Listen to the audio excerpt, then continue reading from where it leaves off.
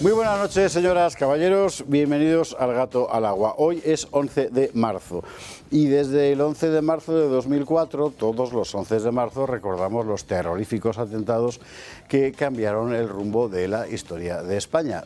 Podemos decir, y nadie lo interpretará como una broma, que literalmente hicieron descarrilar a España ese día. Y fue exactamente así, fue exactamente eso lo que ocurrió. A partir de aquel momento el país empezó a ir cabeza abajo. Vamos, no es que Aznar y Felipe fueran, no sé, el cardenal Cisneros y Bismarck, pero bueno, el país tenía un ritmo ascendente. A partir de aquel momento todo empezó a torcerse y sobre todo todo empezó a romperse, empezando por la propia sociedad española. La responsabilidad de la izquierda, del Partido Socialista, en esto es absolutamente fundamental. Fue el Partido Socialista el que utilizó aquellos atentados para convertirlos en arma de guerra civil larvada. Desde entonces estamos ahí, marcando los buenos y los malos, los buenos ellos, los malos los demás. Pero el Partido Popular también tiene su parte de responsabilidad porque después de una mayoría absolutísima fue incapaz de utilizarla para nada, absolutamente para nada. Y cuando volvió a ganar las elecciones fue para perderlas. Después ha llegado Pedro Sánchez, que lo que ha hecho ha sido culminar el proceso, bueno, culminar, en fin, estimular, acelerar, como usted quiera, porque parece que a esto, para culminar, aún le queda mucho tiempo. Me parece que vale la pena hacer la reflexión. La gente más joven ha nacido ya en la España del 11M, es decir, una España caínita, rota, ineficiente, con unos políticos que son marionetas de otros, que a su vez creen que los ciudadanos son marionetas de ellos, de los políticos, un país roto donde las fuerzas separatistas, por más que hagan, por más que maten, por más golpes de Estado que den, son las que llevan la voz cantante, una derecha acomplejada y cobarde y una izquierda despótica, pero no siempre España fue así. No siempre España fue así. Tampoco España fue siempre ese país irrelevante por completo en materia internacional, para el que todo el mundo desdeña, en manos ya no de Estados Unidos, en manos de Marruecos. No, no siempre España fue así. España empezó a ser así a partir del 11 de marzo de 2004. De unos atentados cuyo origen en realidad seguimos sin conocer, porque esta es la otra. Básicamente la gente ha comprado el relato, porque es fácil, ¿verdad?, de repetir, de que esto fue un atentado yihadista en venganza por la entrada de España en la guerra de Irak. Pues que España no entró en la guerra de Irak. Claro. Es muy interesante, lo hemos visto hace un rato con Luis del Pino en Tiempos Modernos, de lo que se vio en el juicio, lo único que se deduce con toda claridad es que lo que nos han contado oficialmente es justo lo que no pasó. El resto de las hipótesis están abiertas. Hoy aquí no las vamos a resolver, pero sí que me importa subrayar eso. España tiene que superar ya, de una puñetera vez, casi un cuarto de siglo después, el trauma de los atentados del 11M. Eso probablemente significará rectificar a fondo, de una forma profundísima, todo lo que se ha venido haciendo mal, todo lo que se ha venido deshaciendo en estos últimos años, pero es absolutamente imprescindible, porque si no el país sencillamente perecerá, como tantos compatriotas perecieron aquel día. 11M, por supuesto, siempre en el recuerdo, pero no para llorar, para seguir combatiendo.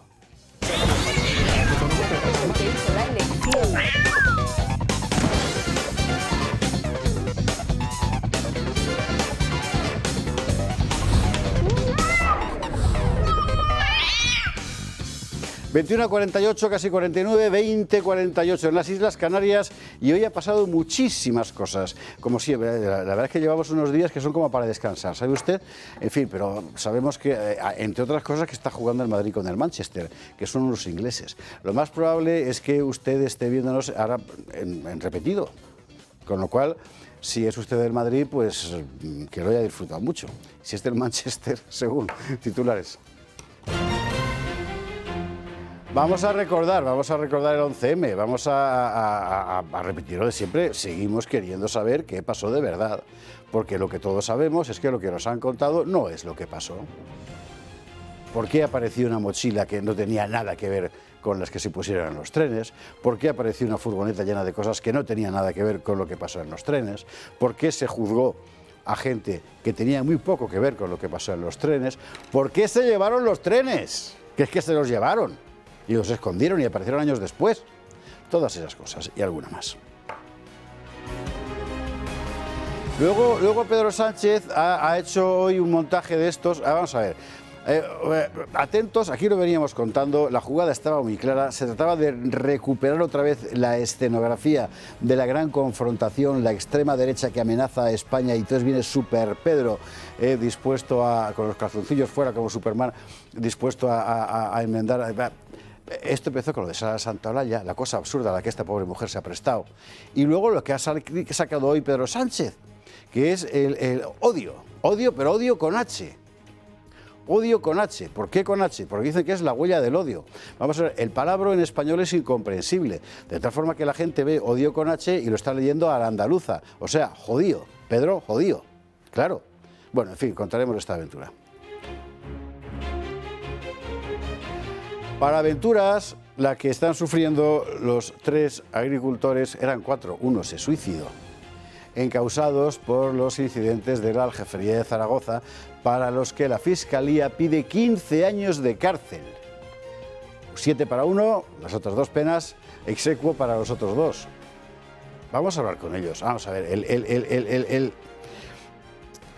el día que la Fiscal General del Estado dice que va a recurrir al Constitucional para anular una sentencia del Supremo porque quiere beneficiar a su señorito, no puede ser que estén pidiendo para 3 agricultores 15 años de cárcel por protestar. Eso es un sin Dios. Y esta es la España del PSOE. Hablaremos con los que están defendiendo en este momento a los agricultores en Zaragoza. Estamos haciendo cuentas todos con esto de la sanidad integral para los inmigrantes ilegales. Usted sabe que contra el discurso gubernamental, que son seres humanos y hay que atenderlos también, bueno, ya se les atendía, o sea, en urgencias no había ningún tipo. Otra cosa es que le pongas en lista de espera. Y aquí es donde está el problema, claro. ¿Alguien se ha preguntado si nos lo podemos permitir? Porque si usted va mañana al ambulatorio que se decía antes, con el crío, con unas anginas, va a ser una risa aquello. Claro. Vamos a hacer los números y ya verá usted qué risa. Y sacábamos aquí la semana pasada algo que empieza a ser ya tema de debate permanente en la sociedad española, aunque quizá en los medios no tanto, y es la progresiva islamización de las costumbres cotidianas en la sociedad española. Hemos visto la polémica acerca del burka, el hijab, hemos visto la polémica acerca de la extensión o no de la poligamia en materia de pensión de viudedad, hemos visto también la eventual extensión del matrimonio infantil a las comunidades musulmanas en suelo europeo. En España de momento parece que todavía no. Y estamos con el asunto de la islamización de los menús en los colegios. ¿Pero por qué? En Cataluña, o sea, para todos. No se trata de que hagas un menú específico para musulmanes, no, para todos. Los niños en Cataluña se quedan sin cerdo. ¿Por qué? Pues porque lo dice la Generalidad. ¿Y cómo lo dice? Pues lo dicen en árabe. En fin, debatiremos este asunto porque es de una enorme importancia.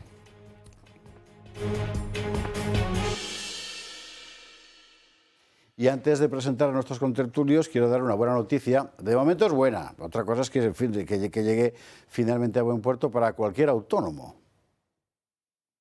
Esta.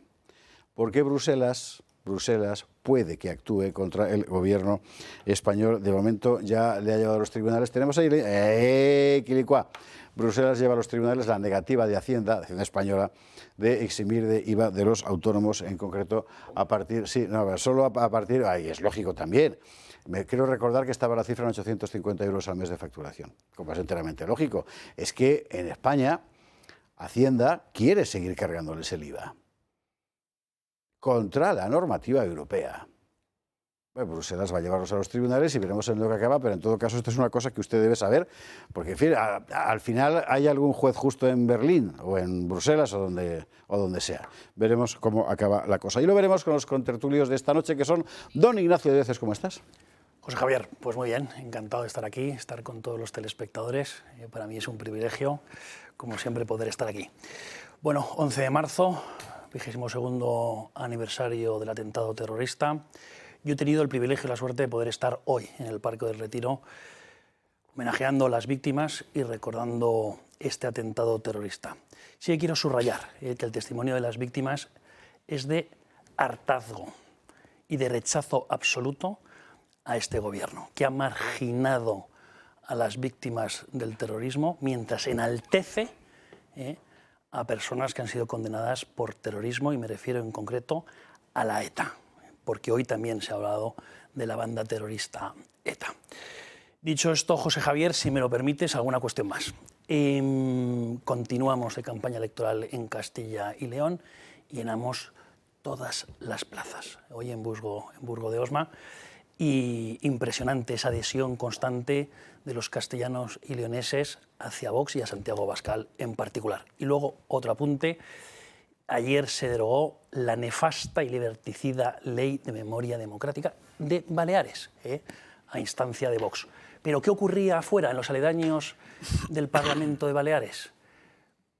La izquierda insultando... La partida de la porra, insultando a Jorge Campos, efectivamente. Bueno, a Jorge Campos y a los diputados de Vox, insultando, soltando escupitajos, amedrentando, coaccionando a la democracia. Ese es el odio que destila siempre la izquierda un día tras otro. El jodido. El jodido, bueno. El jodido. Jodido, que es el que más está fin. Ignacio, bienvenido, buenas noches. Don Borja Montoro, estrenándose en El Gato al Agua. Atención, ¿qué tal? Muy buenas noches. Buenas noches, muchísimas gracias. Y sorprendido por la inconsciencia que demuestra tener usted, igual que Luis del Pino. Solo a ti te sorprende eso ya. Tertulia, se lo agradezco mucho. Allá usted. Pero muchas gracias, me siento muy honrado por haber sido invitado. Hace tiempo que nos conocemos y venimos hablando hace tiempo de esta posible colaboración. Y espero hacerlo lo mejor posible y estar al servicio de los oyentes, sobre todo, que es lo que creo que quieren. Y tengo edad suficiente como para tener, sí, la memoria muy fresca. Es un día muy señalado en la memoria de todos los españoles, pero recuerdo perfectamente lo que sucedió hace 22 años, aquella mañana, es como si no se hubiese... Y luego todo lo que sucedió los meses después, perfectamente grabado en la memoria. Y la cantidad de dudas que seguimos teniendo. Y decimos dudas... por no decir certezas, porque quiero decir que hay algunas dudas que se disiparon hace mucho tiempo, sobre todo las que surgieron cuando aparecieron pruebas que yo creo que han sido manifiestamente demostradas como pruebas falsas, que son las que hicieron luego seguir las pistas, etcétera y tal, y el descontrol absoluto del gobierno. Fue un día nefasto para la historia de España, yo creo, y seguimos pagando hoy las consecuencias de aquella fecha y de aquel atentado. Quien quiera que lo preparase y quien quiera que lo ejecutase tenía muy claro lo que quería conseguir y en gran parte lo ha conseguido, desde luego. Veremos luego lo que hace un momento hemos emitido en Tiempos Modernos, que se repetirá, el especial 11M con Luis del Pino, de Miguel Gutiérrez. Esta mañana Luis del Pino estaba dando caña. Claro, es uno de los mayores investigadores, si no el mayor, nacional sobre la cuestión del 11M, ¿no?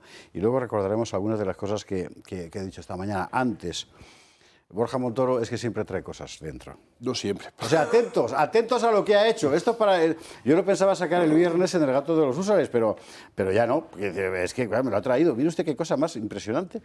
O sea, mira, ahí está. Bueno, es que lo sigo mucho, me gusta. Fernando Paz, Barbadillo, Fuster, un servidor, Carlos Esteban y Jesús García Conde, helos aquí.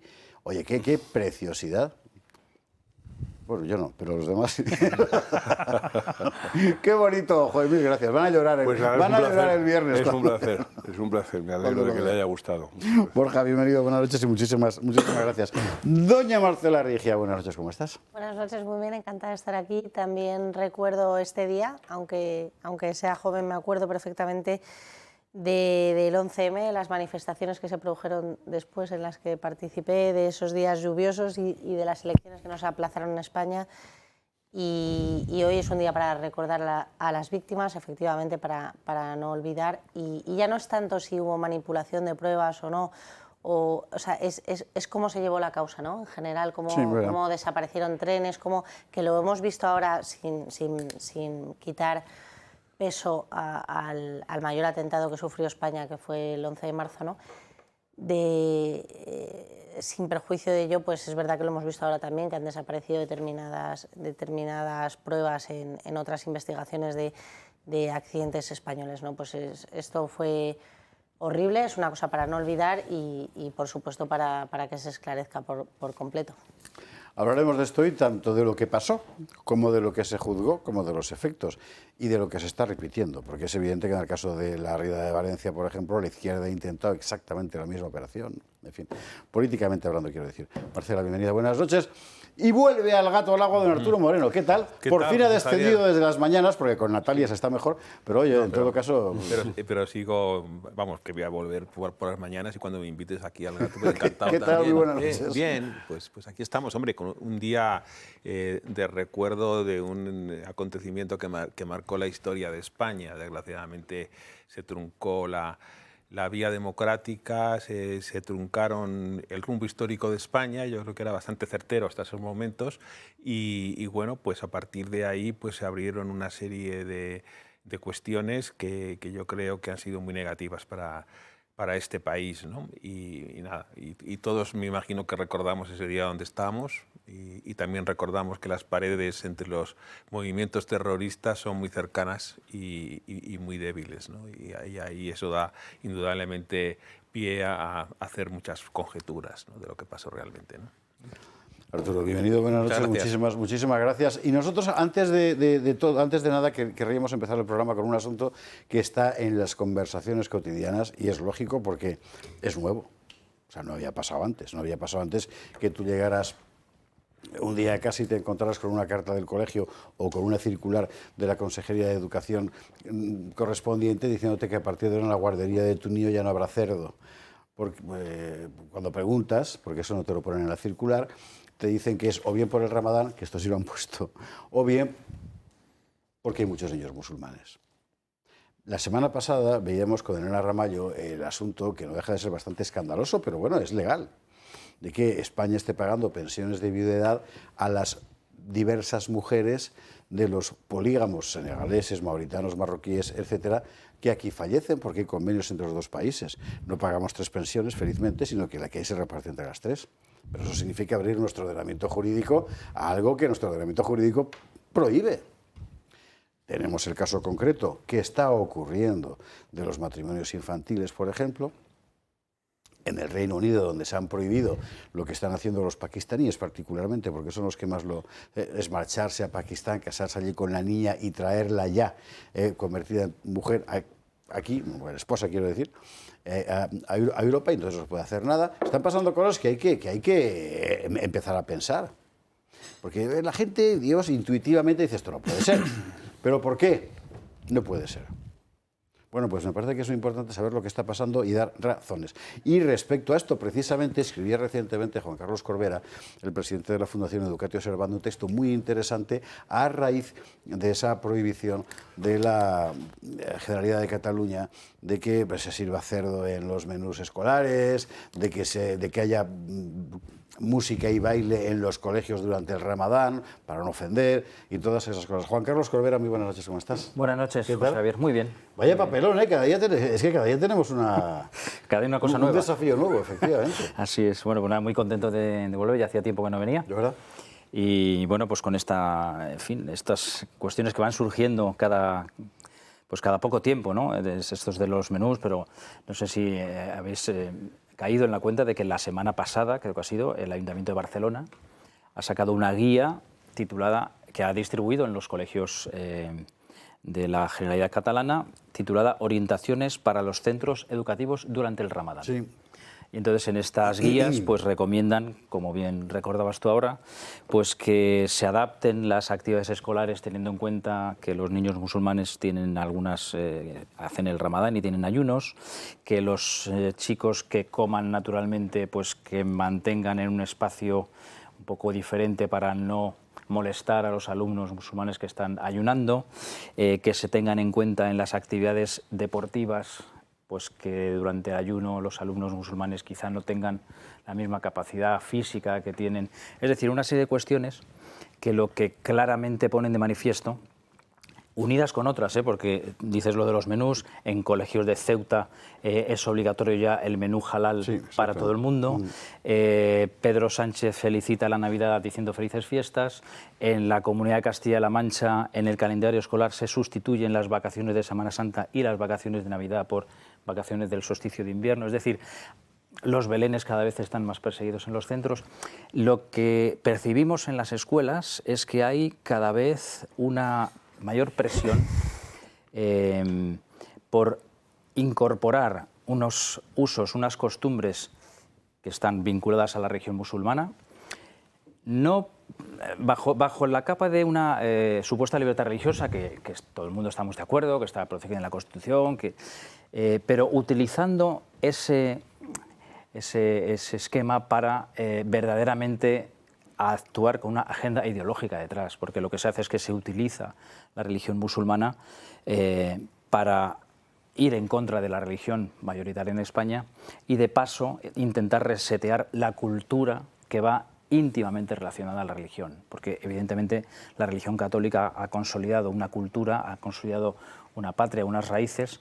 La religión musulmana tiene otra configuración, y de lo que se trata aquí es de utilizar una religión para eliminar por extracción otra religión, la cultura que esa religión lleva aparejada, y si es posible, resetear una cultura. Ellos tienen y derecho a por tener otra. raíces, ellos tienen derecho a tener raíces, tú no. Todos tenemos Pero derecho eso a practicar la religión que queremos, efectivamente, no hay ningún problema en eso. No es verdad. El problema es que se está utilizando ese subterfugio para ir en contra de una religión y una cultura que nos ha consolidado como civilización, ¿no? En el caso concreto y material de los menús, por ejemplo, tú trabajas con colegios.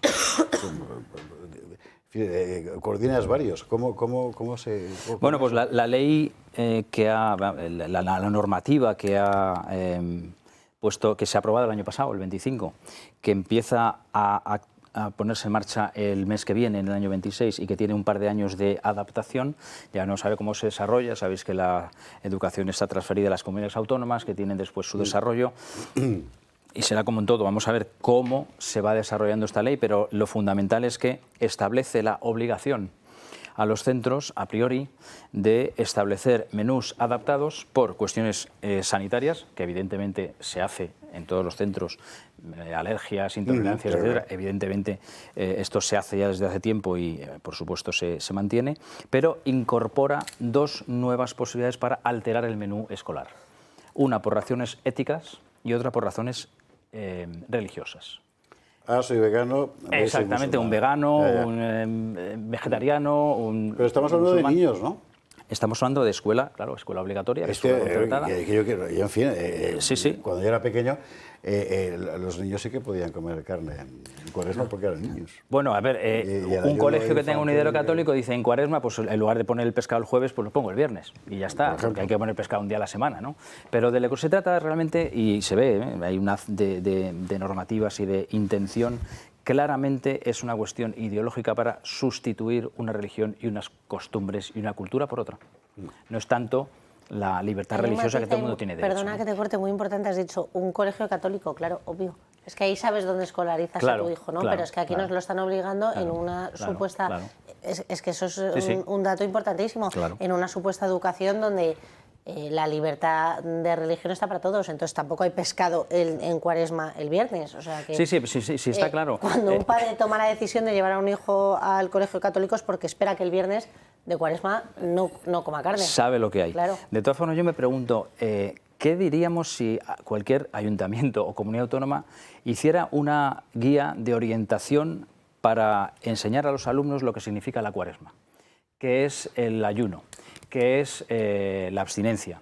Es decir, ¿qué pasaría en ese caso? Si una comunidad autónoma cualquiera o un ayuntamiento cualquiera diera unas instrucciones simplemente para informar, como se dice en este caso, sobre cuestiones que estoy seguro que muchos de nuestros escolares desconocen cada vez más, que es la Cuaresma, cuál es el significado del ayuno, simplemente a nivel de conocimiento como para promover, ¿no?, una religión que tiene cabida en el Estado.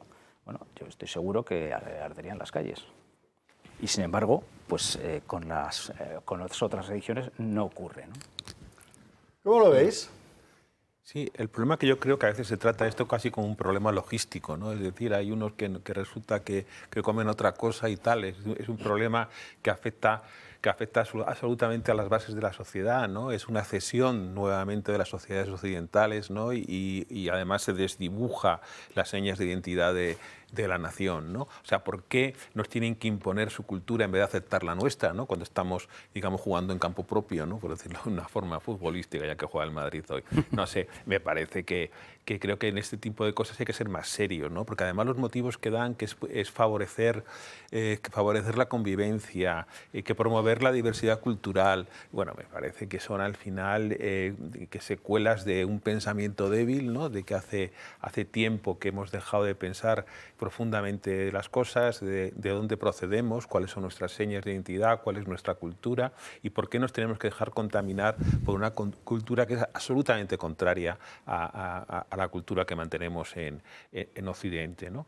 Entonces, pues yo creo que en ese tipo de cuestiones hay que ser muy firmes, ¿no? Porque, digamos, el diablo, digámoslo con una expresión, entra muchas veces por los detalles y esto parece que es algo más que un detalle, ¿no? Sí, estamos de acuerdo. O sea, ves este tipo de iniciativas que promueven una religión y, por ejemplo, la asignatura de religión, desde la LOCSE hasta ahora, es cada vez más perseguida. Empezamos por la LOCSE diciendo cambiamos la asignatura obligatoria por optativa y poco a poco vemos que la religión, que no es en las aulas una catequesis, ni una cuestión para convencer a nadie de la fe, es simplemente una asignatura con unos contenidos que ayudan al alumno a saber interpretar el mundo que le rodea, a saber qué ve cuando va al Prado, en fin, etcétera, ¿no? Y sin embargo esta asignatura es cada vez más perseguida, más arrinconada, ahora ya es de oferta obligatoria, pero de elección de las familias. No hay asignatura espejo, es decir, o es o religión o recreo, es decir, las van cada vez arrinconando, que digamos casa mal, ¿no?, con la promoción de otra religión en los centros, que es una religión minoritaria, que tiene un modelo de cultura bastante diferente al nuestro y que además lleva detrás un modelo de Estado incompatible con el modelo de Estado. Esa es la cuestión, claro. Borja. Es que no se está hablando en realidad estamos hablando de religión, pero no estamos hablando de religión. No es una cuestión religiosa, es una cuestión política, es una cuestión de imposición. Y funcionan exactamente. Es una cuestión de palanca, de hacer palanca sobre nuestras libertades y de imponerse sobre lo que los padres libremente quieran o puedan elegir. Tú tienes derecho a que tus hijos acudan al colegio y coman lo mismo que comen en casa, etcétera, etcétera. Entonces, bajo el barniz de protección de la libertad religiosa o bajo ese paraguas, es una cuestión de imposición de poder, de atentado contra tus libertades. Porque aquí lo que están es, vas a doblar la rodilla de una minoría que ahora es minoría, pero que quiere ir haciéndote doblar la rodilla cada día más hasta el momento en el que deje de ser tan minoría, porque no es ni siquiera necesario que llegue a ser un 60% de la población. En el momento que son un 25, un 30% de la población, se acabaron esas libertades para ellos y para todo el mundo, quiero decir, se acabó. Las sociedades donde estas personas imponen su ideología no tienen ni mucho menos nada parecido a esas libertades, ni los hijos, ni los propios suyos, ni los nuestros, ni ninguno disfruta de esas libertades. Entonces es una cuestión de ir haciéndote doblar. Porque muchas veces muchas personas se preguntan, pero ¿cómo es posible que la izquierda tenga tanta conexión con los islamistas, etcétera? Si les parece que son ideologías incompatibles. Y son perfectamente compatibles porque juegan al mismo juego. Es el juego del poder, es un juego de arrodillar políticamente al otro, de robarte tus libertades, ir robándote las libertades poco a poco y someterte, exactamente, gota a gota. Entonces no es una cuestión religiosa, exactamente, que no es una cuestión cultural ni nada por el estilo, es una cuestión de sometimiento de libertad. Yo creo que lo veo de esa manera y es algo contra lo que hay que levantarse inmediatamente, al margen de que sea una cultura que no tiene nada que ver con nuestra tradición cultural en España, etcétera, porque la nación española... Quizá la cuestión está en que si es posible que una minoría se imponga, es porque enfrente no hay nada. Claro. Es que la mayoría en realidad es una mayoría vacía. Las minorías ruidosas y las minorías es muy difícil enfrentarse a ellas. Y sucede poco a poco en todo tipo de... Sí, es verdad. Te lo comentan profesores de instituto, que empieza un curso y siempre te dicen, ha llegado, ya tenemos en la sala de profesores, ya ha llegado la de Izquierda Unida de turno o no sé qué enseguida, y da pasos y la gente, por no llevar la contraria, no es que estén de acuerdo, es que es por no pelear. Pues por eso. Por no pelear. Es que enfrente no hay nada. Entonces el otro, y ya ha metido y ha conseguido que hagamos que no sé qué, que el día no sé qué, que los niños tienen que parar por no sé qué, porque es el día del trabajo y vamos a sacarlos al patio, a hacer una... Ese tipo de cosas es por no meterte en follones. Y así es como No te van- signifiques, hijo mío. No te signifiques. Bueno, es una frase muy... Sí, sí.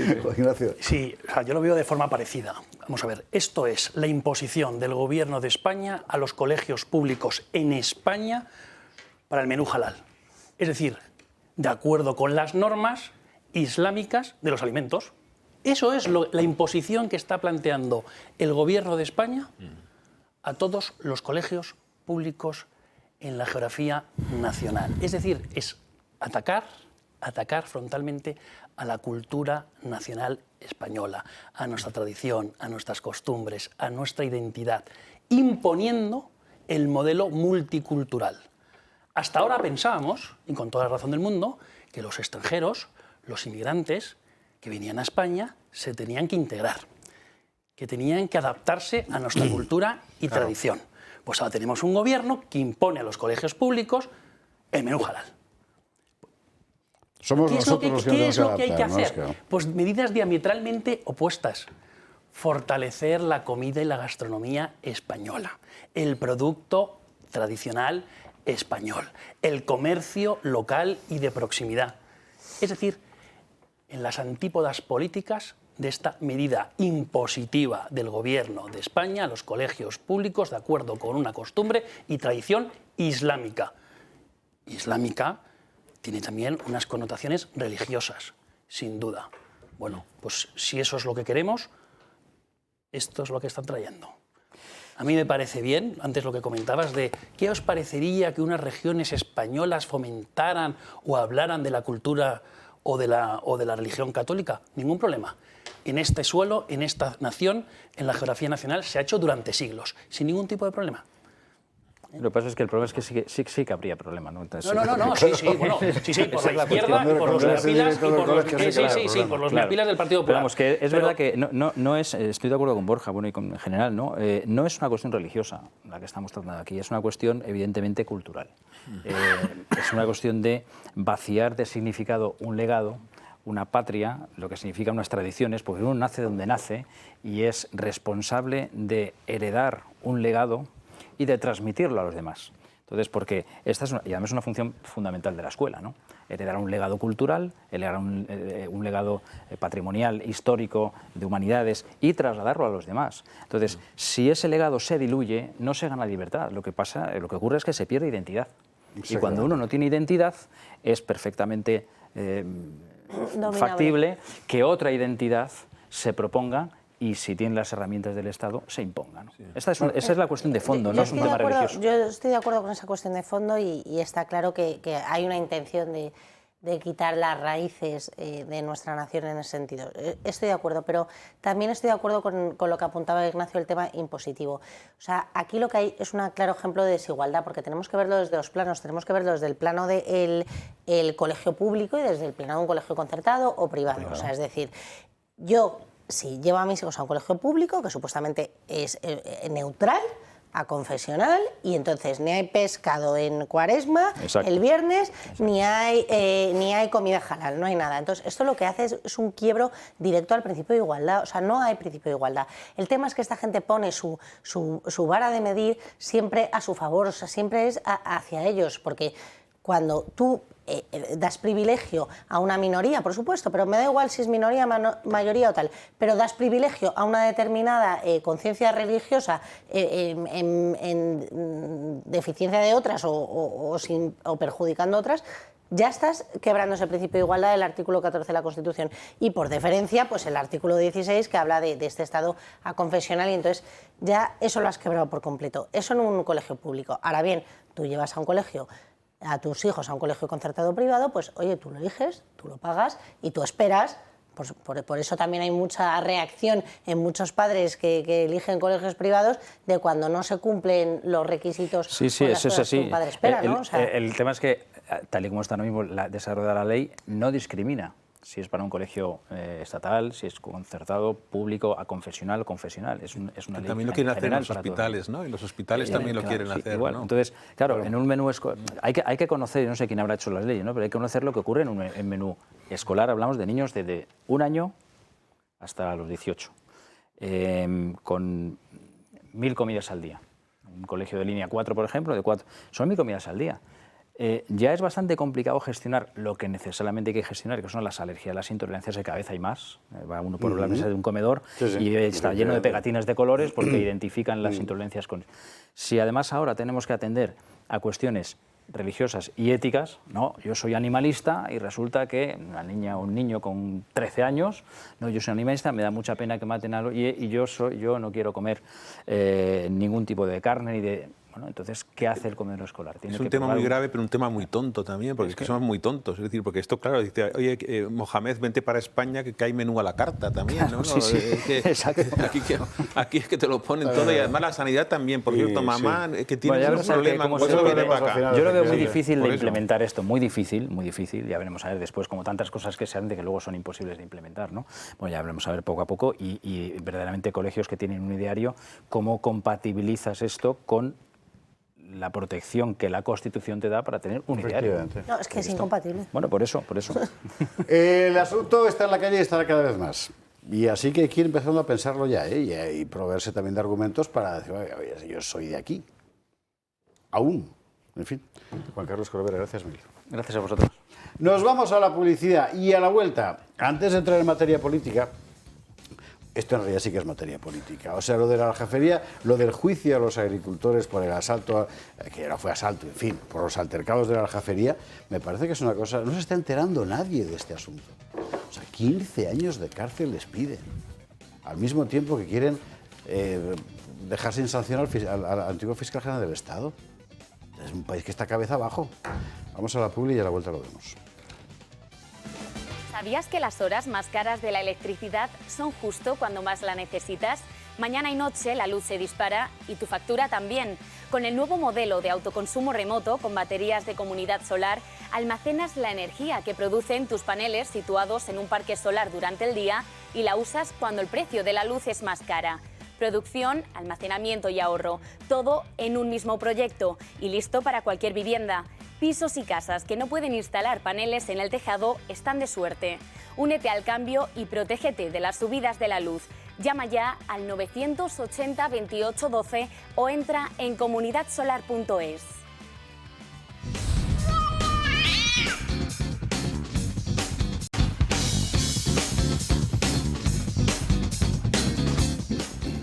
Estamos de vuelta, 22-27, 21-27 en Canarias, y a lo mejor usted recuerda que el verano pasado ponía fin a su vida un agricultor aragonés del campo de Belchite que se llamaba David Lafoz.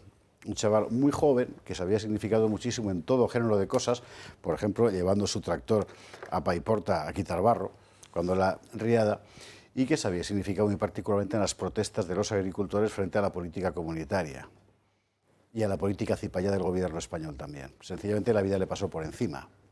Es una historia muy interesante porque este chaval en realidad no tenía por qué haberse quedado en el campo. Podía haber sido en la ciudad a curar de cualquier cosa, pero quiso quedarse en su tierra, quiso quedarse en su subrayado tierra. Era un militante de la tierra en realidad, y al final el poder pudo con él. Él era uno de los que llevaron las protestas, y así hizo famoso precisamente por esto, ¿verdad?, a la Aljafería de Zaragoza, en una de estas manifestaciones de agricultores de las que todos los telediarios hablan un día y después olvidan para siempre. Ahora estamos en un proceso judicial contra los tres supervivientes de aquellas jornadas, y las penas que pide la Fiscalía son para no creérselas. Lo contaba, creo que el titular es del periódico de Aragón, ¿no? Creo que sí, vale. 15 años en total de cárcel para 3 personas, 7 para uno de ellos. Y la verdad es que cuando uno ve las imágenes, dice, efectivamente, bronca hubo, y vamos a ver efectivamente las imágenes de la bronca, pero hombre, estamos hablando de penas feroces.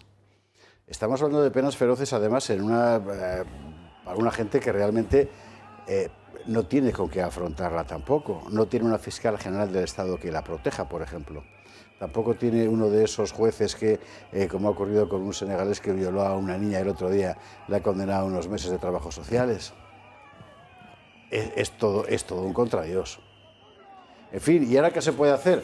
Pues de momento nosotros lo que podemos hacer es contarlo, y para ello contamos esta noche con María Ángeles Rosado, que usted recordará porque estuvo aquí con nosotros cuando hablamos del homenaje a David, precisamente, que se celebró en Chinchón, en la provincia de Madrid, hace unos meses. María Ángeles, muy buenas noches. Buenas noches, muchas gracias. Lo primero, ellos cómo están, porque no les llegará la camisa al cuerpo, claro. A ver, pues ellos y sobre todo sus familias, pues muy preocupados, según me llega, sobre todo por el padre de David. ¿Por qué por el padre de David? Porque es la persona con la que yo tengo contacto entendido. Vale. de todo aquello, sí. Estamos hablando de penas de cárcel que pide la Fiscalía por unos altercados que en realidad son como los que estamos viendo día sí día no, y por cierto bastante menores que los que ocurrieron, por ejemplo, cuando las manifestaciones palestinas, que hasta donde yo sé no ha llegado a ningún lado. ¿Estáis encontrando algún apoyo social, popular, mediático? Perdona, no te he entendido. Si estáis encontrando algún apoyo social, popular, mediático, en fin, porque esto apenas ha trascendido a la prensa regional aragonesa. Sí, la verdad es que no está trascendiendo a los medios de comunicación. Parece que pedir unas penas completamente desproporcionadas, además, es que no hay razón para pedir penas. De hecho, cuando ocurrieron esos altercados, se sobreseyó todo en primera instancia. Y luego pues se puso un recurso por parte de la Jupol y fue cuando se pidieron penas de cárcel. Pero en principio, pues como se ven las imágenes, se están manifestando. La intención que tienen es llegar a la puerta de la Alfajería, que es donde reside la soberanía popular del pueblo aragonés, rompen el cordón policial a empujones y eso es todo. Y ellos sí reciben palos, los agricultores, pero ahí no hay ningún ánimo de ir a hacer nada a la policía, simplemente manifestarse por el futuro de un sector y ya está. O sea, buscar la viabilidad económica y el poder dedicarse a lo que uno quiere, libertad, y pidiendo a los poderes políticos que pongan los medios para que nuestra actividad del sector primario pues tenga un futuro. Solo estaban pidiendo un futuro para su sector. Luego iré a este asunto que me parece que es la médula de la cuestión, pero antes, hombre, lo que llama la atención, yo puedo entender a Jupol que piense que uno de sus, o dos o tres de los policías han sido víctimas de una agresión y pongan una denuncia. Lo que me resulta muy difícil de entender es la enorme descompensación en los tribunales españoles, donde por una cosa piden esta barbaridad de años y por otras que hemos visto bastante más graves, aquí no ha pasado nada. A ver, ahora mismo la Jupol ha pedido 18 años para ellos, 15 ha pedido la Fiscalía, pero a ellos ni siquiera se les ha notificado nada por parte del juzgado. Me han confirmado esta mañana que siguen sin notificación. Entonces, lo que pedimos es precisamente al juzgado que ponga coherencia en esto y ellos pues salgan sin ninguna pena de cárcel porque no hubo delitos que la merezcan. Entonces, esperamos que finalmente el juzgado ponga mesura en esto. Es decir, que se ha filtrado la información lo suficiente para amedrentar a la gente y luego ya veremos lo que pasa. Joder, desde luego. Claro, es que además la noticia de la Jupol se salió en prensa 2 días antes de una convocatoria que había para cortar la autovía allí en Zaragoza. Claro. Y claro, precisamente salen para que no nos manifestemos, para coartar nuestro derecho a la manifestación. Esto son amenazas veladas para que no salgamos a ejercer nuestros derechos de manifestación como cualquier ciudadano. Y entonces pues salió en ese momento, después de año y pico, o sea que estaban ellos pues esperando si iba a pasar algo o no iba a pasar nada. Sobre la cuestión de fondo, no se ha avanzado ni un paso a pesar de todas las protestas, ¿no? Los agricultores, quiero decir, el campo sigue abandonado. No. Este año hemos estado saliendo a la calle en numerosas ocasiones. sobre todo las organizaciones independientes, como es la nuestra, como es UNASPI, para defender a todo un sector, a pesar de que muchos además se quedan en casa de otras organizaciones y bueno. Y en el caso, por ejemplo, de Mercosur, que ha sido lo que más nos ha sacado a la calle, no solo no se ha avanzado un paso, sino que nuestro propio ministro se congratula de que finalmente y de manera, bueno, Mercosur está ahora mismo en el Tribunal Superior Europeo y lo van a poner, a pesar de todo, en funcionamiento. Y desde el Gobierno español y desde el Ministro de Agricultura, que tenía que velar por nosotros, pues ellos están tan contentos de que se vaya a poner en funcionamiento, a pesar de que supone una grave ruina para el sector al que debería representar y al que debería defender, pero no sabemos qué intereses defiende, desde luego los del sector primario no. Entonces, y en la política agraria tampoco, en la reforma tan brutal que quieren hacer con grandes recortes de la política agraria común, nada. En cuanto a precios de nuestros productos, por ejemplo, los cereales, con los convenios que tienen con Ucrania, los cereales tienen un coste por debajo de nuestros costes de producción, con lo cual pues estamos en una situación de ruina. Pues a pesar de salir a la calle, pues vemos que quien tenía que velar por nosotros no solo no vela, sino que parece que se alegra de que esté muriendo el sector. Ahí es donde yo quería ir, porque me parece que es la clave del asunto. Es decir, hay una decisión política deliberada por parte de los gobiernos, por supuesto de la Comisión Europea, pero también de los gobiernos españoles, no solo de este, de desmantelar definitivamente el campo, como está ocurriendo en otros lugares. Acabamos de ver en Dinamarca, por ejemplo, la compra de tierras a los agricultores para que dejen de producir, como antes había ocurrido en Holanda. Y lo que está ocurriendo con el campo, incluso en Francia, que al final torcieron el brazo de Macron para que supusiera Mercosur. La política es la misma en todas partes. ¿Se puede evaluar en términos económicos o más bien en términos humanos? Es decir, ¿cuánta gente se queda colgada de la brocha si entra, por ejemplo, Mercosur en funcionamiento? Pues se quedan muchos sectores colgados de la brocha. La ganadería se va a ver muy afectada porque la entrada de carne de los países del Mercosur con unas condiciones de producción que nada tienen que ver con las nuestras, con nuestras exigencias que encarecen nuestros costes, pues nuestros ganaderos no van a poder competir y se van a seguir cerrando explotaciones, pero vamos, diariamente se cierran explotaciones de nuestro sector, tanto agrícolas, ganaderas, pesqueras, y Mercosur no se ha puesto todavía en marcha, porque es que llevamos años que esta política agraria común, que nació con el ánimo de garantizar siempre la producción de alimentación para la sociedad europea y además a unos costes asequibles para la población, pues se perdió ese espíritu hace muchos años. Y a nosotros también a veces se nos intenta incentivar la no producción. Claro. Y esto al final lo que se está haciendo, además con todos estos convenios de libre comercio, no solo con Mercosur, sino los que ya tiene firmados la Unión Europea y la PAC, que va en contra de la agricultura ya desde hace años, lo que se está haciendo es desmantelar nuestro sector. Pero el grave problema no lo tenemos nosotros.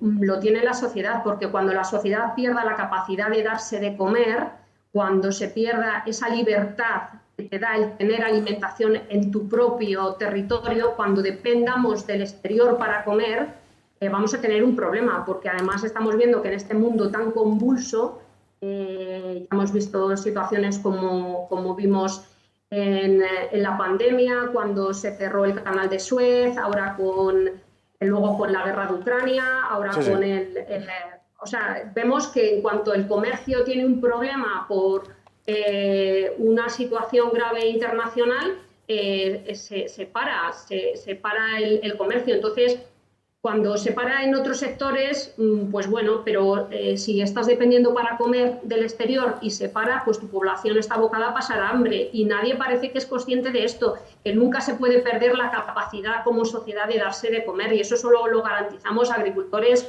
ganaderos y pescadores, y no se nos puede dejar morir así. Esto es un problema de toda la sociedad. María Ángeles Rosado, muchísimas gracias por estar esta noche con nosotros en El Gato. Vamos a estar pendientes de lo que vaya pasando allí en tribunales y que todo salga lo mejor posible, pero nosotros sí que lo seguiremos contando. Gracias mil. Muchas gracias a vosotros. Gracias, buenas noches. En fin, pues otra cosa de la España que no tiene derecho a existir, pero está pasando. Marcela, ¿qué ibas a decir?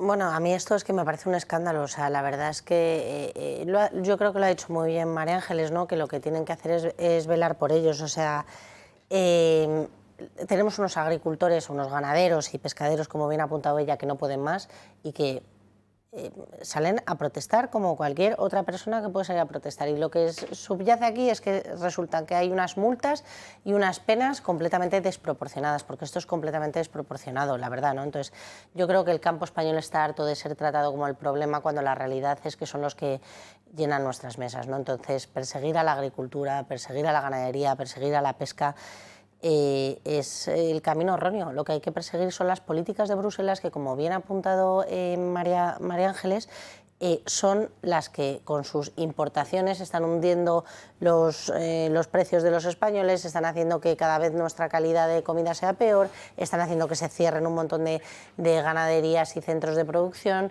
agrícola. Entonces, este es el problema. Yo creo que tenemos el foco mal puesto y el foco no es el problema de nuestros ganaderos, el foco son, o sea, donde hay que poner el foco es en el problema de las políticas de Bruselas. Borja, Arturo, Ignacio.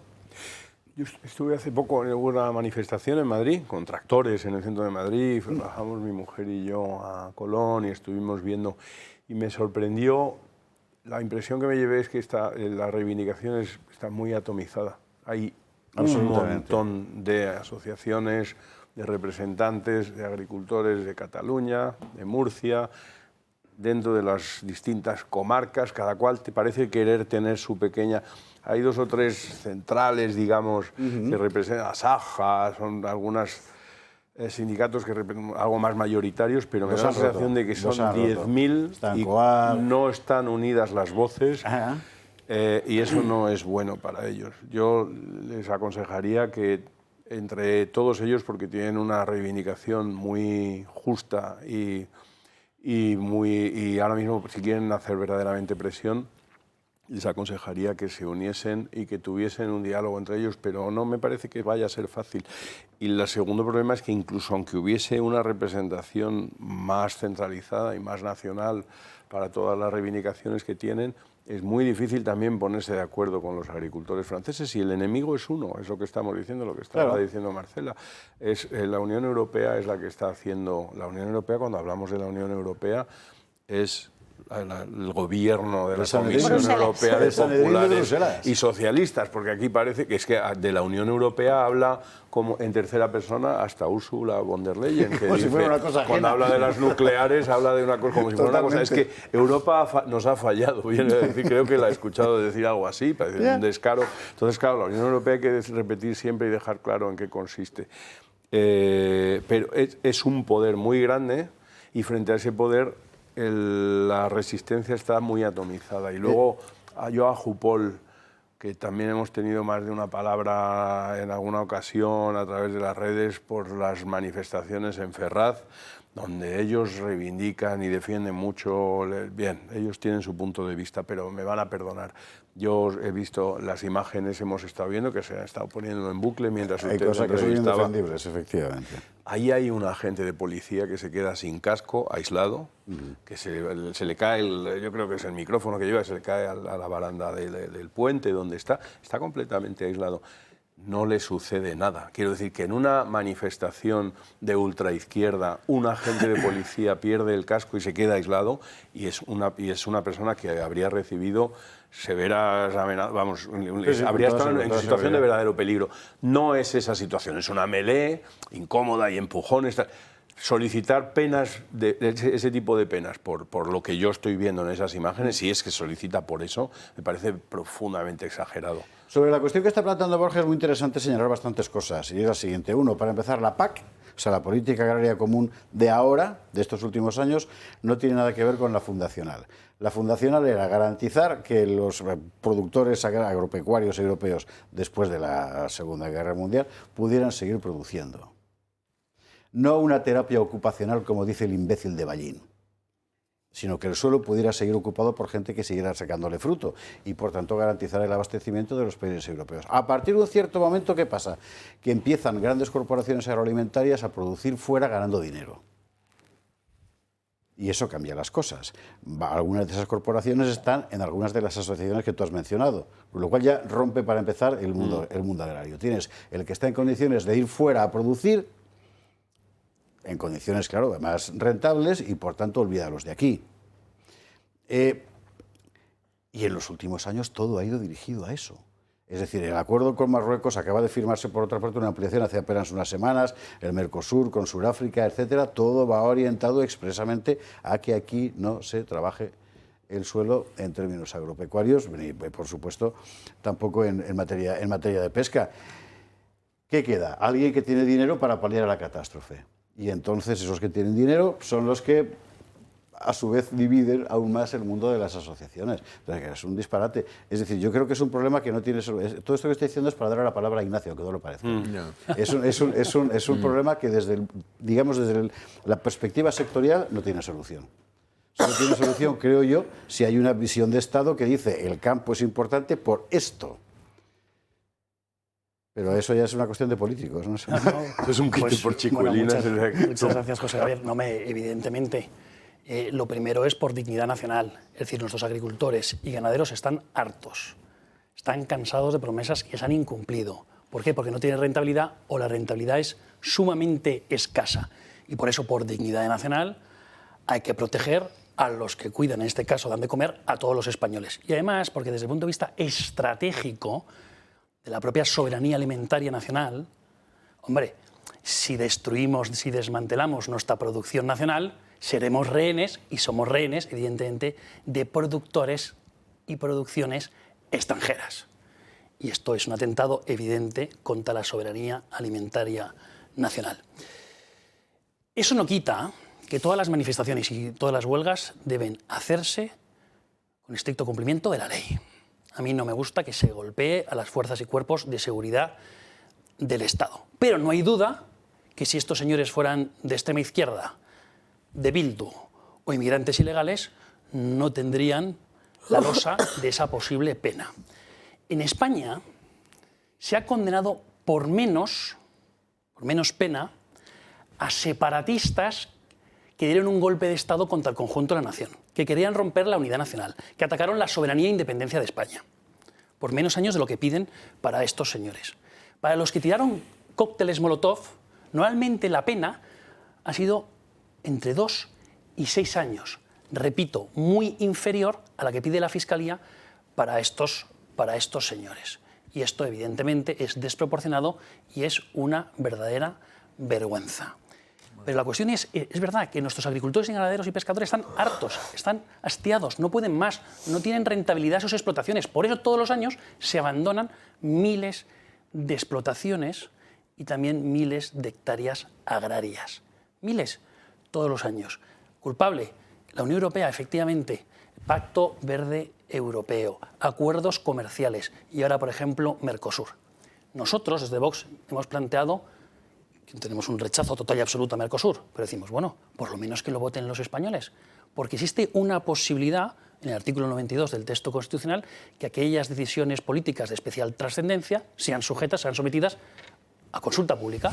¿Por qué el Gobierno no quiere someter el acuerdo de Mercosur, que es la puntilla final, que es el golpe mortal final a nuestros agricultores y ganaderos, que, como he dicho al principio, son los que dan de comer a todos los españoles y que por dignidad nacional hay que proteger y cuidar?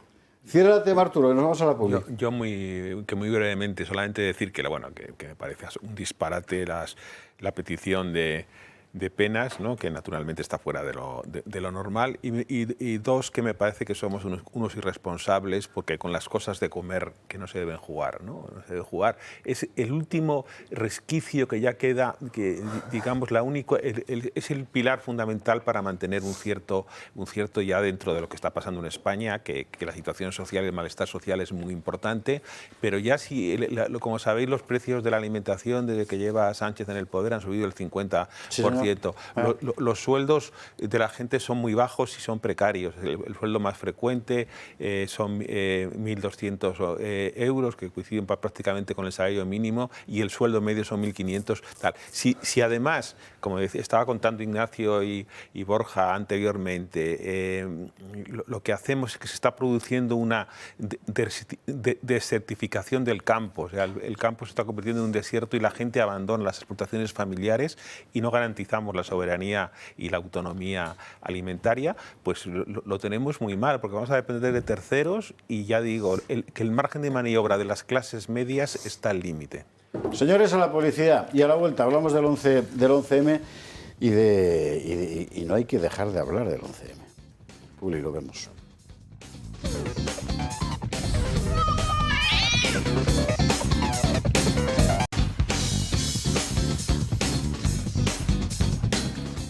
...21:55 en Canarias, y hoy es 11 de marzo y hoy hay que hablar del 11 de marzo.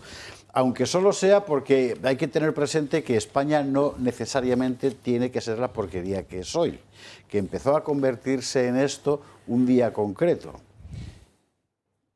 Y aunque viniera de antes, fue ese día el que todo lo cambió. Y ese día fue precisamente el 11 de marzo de 2004, a partir de unos atentados criminales y de su utilización política con frecuencia no menos criminal. Todavía hoy, lo más importante no lo sabemos. Y lo que es peor, es evidente que se ha hecho todo lo posible para que no lo sepamos, ¿no?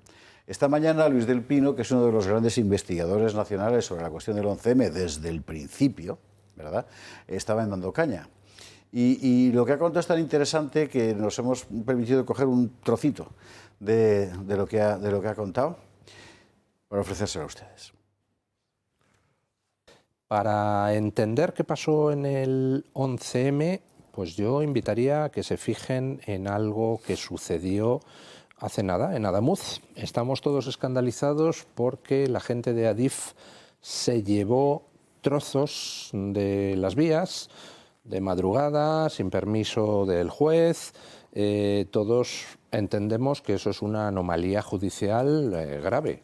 ¿Qué se está intentando quitar de ahí? ¿Por qué se llevan pruebas? Bueno, pues en el 11M no es que se llevaran trozos, es que en el 11M en menos de 36 horas empezaron a desguazarse los propios trenes de la masacre y en cuestión de muy poquito tiempo se habían desguazado por completo, es decir, habían eliminado los escenarios del crimen.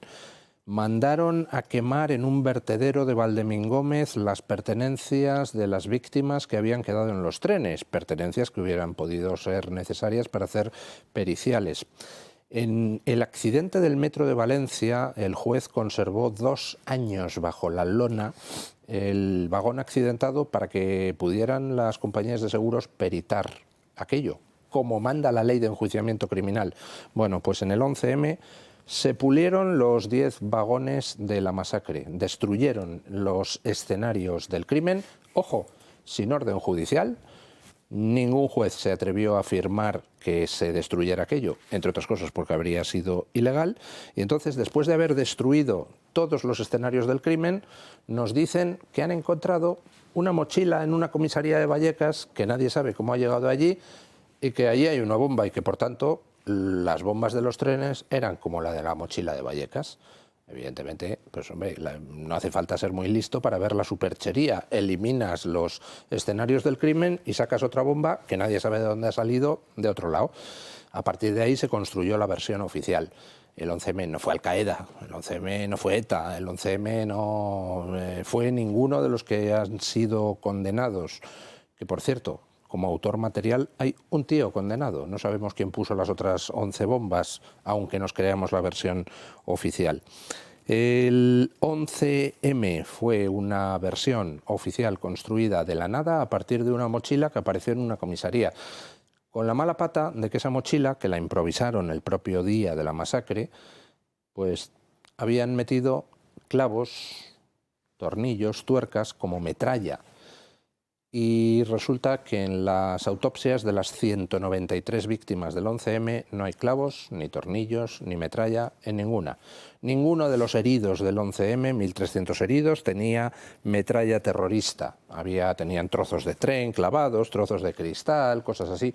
Metralla terrorista ninguno. Es decir, lo que estalló en los trenes no pudo ser como aquella mochila de Vallecas que se utilizó para construir una versión oficial eminentemente falsa, pero no falsa en poquitos, es decir, no es que nos falten los autores intelectuales, no es que nos falten autores materiales, es que no hay nada, cero de verdad en la versión oficial. Si queremos entender el 11M, que fue lo que pasó, tenemos que darnos cuenta de que a la sociedad española la encerraron en dos bandos. Si usted es de derechas, tiene que creer que ha sido ETA, y si usted es de izquierda, tiene que creer que ha sido Al-Qaeda. Pues no, no fue ni ETA ni Al-Qaeda. El 11M fue un golpe de Estado en toda regla. Y ahí cuando dices eso la gente piensa, hombre, golpe de Estado, entonces sería el PSOE, que fue el que llegó al poder. No. El 11M fue un golpe de Estado diseñado pues en estos círculos de gente rica que juega al ajedrez con los países y que decidieron que en España tenía que ponerse en marcha un proceso de negociación que condujera a que ETA dejara las armas a cambio de incorporarse al sistema político. Esto es lo que contaba esta mañana Luis del Pino, y es interesante porque los libros que van apareciendo, pues el de López Bru, el Lorenzo Ramírez, etcétera, cada vez más van apuntando en el mismo sentido. Otra cosa es que luego el PSOE utilizara, como fue manifiesto que lo hizo, ¿verdad?, los atentados para cobrarse un poder que tenía lejísimos apenas unas horas antes. Pero cada vez es más sólida esa tesis. Yo, por cierto, me cuento una cosa y ya me callo. Le recomiendo un documental que se hizo en su día de un francés que se llama Cyril Martin, o sea, Cirilo Martín, que se llama Zugam, un nuevo caso Dreyfus. Lo tiene usted en Vimeo entero, en YouTube no, en Vimeo está. Y es muy interesante porque es el recorrido puramente fáctico y las conclusiones, claro. Llega un momento en el que tú solo puedes hacer conjeturas, pero lo que no fue es evidente y lo que nos engañaron también. ¿Y vosotros cómo lo veis? Arturo. Bueno, vamos a ver, yo no puedo entrar en los detalles de que un gran conocedor del asunto que ha dedicado una parte de su vida a estudiarlo del 23F, como es Luis del Pino. Le he visto esta mañana y la verdad que ha sido una lección magistral, pero a mí sí que me interesan que las consecuencias de lo que pasó. Yo empecé diciendo que creo que se truncó el rumbo histórico de España, ¿no? Es el espíritu de la transición que con mayores o menores aciertos que fue preservado durante el comienzo de la democracia, desde las elecciones generales de 1977 hasta el 2004, que de alguna forma significaba lo siguiente: había una cierta centralidad del sistema político que estaba blindado, la normalidad de la alternancia o de la alternativa, el respeto a la reconciliación. El pasado era ya solo el pasado y la gente hablaba de construir el futuro, mirar hacia adelante. Hubo un proceso de transformación y de modernización muy importante de España y llegó lo que pasó, que se quebró un régimen que era estable, que sabía dónde iba, y de pronto pues le pasa hay una extensión de una ruptura política, ¿no? Se llevó el pasado al presente de forma permanente, se volvió a las trincheras y al enfrentamiento. Acordaros de la Ley de Memoria Histórica, la Ley de Memoria Democrática, que la abrupta confrontación política sobre asuntos que caíamos dos carpetazos, se volvió al atroz sectarismo, al rupturismo largo caballerista, por miedo, y lo hizo un señor que se llama Zapatero, que es una especie de señor hechizado, endemoniado, que nos llevó a ese tipo de España. Enfrentamiento y división por todo, ¿no? La más grave entre los hombres y las mujeres, ¿no? Lo que prostituyó lo que pudiera tener de causa noble, que yo creo que sí que la tiene en muchos aspectos, del feminismo, totalmente con la ideología de género, con toda la cultura web, etcétera, ¿no? Y luego se empezó a blanquear a ETA, se legitimó a los independentistas y se plegó además a los yihadistas, porque la primera medida que tomó Zapatero fue la retirada de las tropas españolas de Irak. Es decir, que les devolvió de alguna forma lo que previamente le habían pagado con la desestabilización de España, y él lo que hizo para premiarles fue precisamente darles retirar las tropas de España, ¿no? Fueron unos días tremendos, ¿no? Las sedes del PP rodeadas con gritos de toda índole, ¿no? ¿Quién ha sido? En fin, asesinos, en fin, una cosa verdaderamente tremenda. No hubiese, o sea, sin el 11 de marzo del 2004, Zapatero no hubiese existido. Hubiese ganado el Partido Popular las elecciones y Zapatero hubiera sido insignificante en la historia. Es decir, lo que es la vida, decía Julián María, es qué es lo que haces y lo que te pasa. Y nos pasó esta desgracia, ¿no? Quizás se tuvieron que suspender las elecciones en ese momento. Sin ninguna duda. No sé lo que piensas. Sí, absolutamente. Y quizá que no se invocó eso que se llama el agrupamiento que trae la bandera, o sea, la unidad nacional, ¿no? Es decir, la gente estaba un poco pendiente de a ver si es ETA, a ver qué pasa si es ETA, si son los yihadistas, y quizá tal. Lo que ha pasado después es que vino la gran recesión del 2007 y 2008, el gobierno quedó desnudo, el país se fue a la quiebra, y vino después o paralelamente la desideologización del Partido Popular. El Partido Popular dejó de dar la batalla cultural y se convirtió en una gestoría política, ¿no? Y entonces que tenemos lo que tenemos, mientras que los enemigos de España han ido con el caballo de Atila de Sánchez ganando posiciones de forma permanente. Eso es lo que ha pasado. Hay que recordar que el primero que dice públicamente que ha sido ETA es Zapatero, que se lo dice Iñaki Gabilondo en la radio, cosa que con frecuencia se olvida. Y ahora ya, en fin. ¿Recuerdos? Marcela iba... Tú no te das recuerdos. Yo me acuerdo, era joven, pero me acuerdo perfectamente, además me impactó muchísimo el tema del 11M. Me acuerdo también mi madre llamando a mi hermano de qué cercanías había cogido y tal, porque eso pasó en muchas familias, ¿no? Que cuando sucedió esto en Atocha. ¿Teníamos móvil todos ya? No. No había. Yo creo que no, era una situación... No era tan frecuente, pero ya había teléfonos. Sí. Yo estaba en el Ministerio de Cultura. Todos teníamos el Nokia. Porque trabajaba en Telefónica, pero... Porque no existía el iPhone todavía. Mensajería instantánea, pero podías llamar y tal. Yo estaba en el sí. colegio cuando sucedió, sucedió en horario lectivo. Pero a mí la verdad que las palabras de Luis del Pino, que por supuesto es un súper conocedor de la causa, me resultan escalofriantes, ¿no? Y una cosa, perdóname que no te interrumpo, te complemento, que eso siempre queda muy bien. Pero es que Jaime Mayor Oreja, que acaba de publicar libro, está en la misma tesis, básicamente. Y era ministro del Interior, había dejado de serlo, hacía un poquito. ¿Hay algún otro libro que no has mencionado que habla literalmente sobre los autos de cada una de las causas, o sea, como más objetivos, sin hacer un análisis más allá, y concluyen lo mismo? O sea, que bueno, de José María de Pablo, de la Cuarta Trama, por ejemplo. Aquí hubo desaparición de pruebas y una obstrucción a la justicia, ¿no? Porque ya no es un tema procesal, es que es una obstrucción clara, porque cuando uno elimina pruebas en un proceso judicial, como efectivamente yo también apuntaba al inicio del programa, ha pasado ahora con la catástrofe de los trenes, pues es lo mismo, o sea, es una obstrucción clara. Y el 11 de marzo de 2004 fue un antes y un después en España, eso estoy completamente de acuerdo. Sí. No sé si fue provocado para ser un golpe de Estado, pero produjo de facto un golpe de Estado en nuestra nación y trajo, por supuesto, el germen de Zapatero, que es la consecuencia de todo lo que tenemos ahora, ¿no? Yo creo que no podemos cesar en exigir responsabilidades. Las víctimas merecen saber la verdad, y yo creo que la verdad no la conocemos todavía ninguno, y eso es lo que hay que reivindicar cada año, sin perjuicio de que las causas judiciales hayan quedado completamente paradas.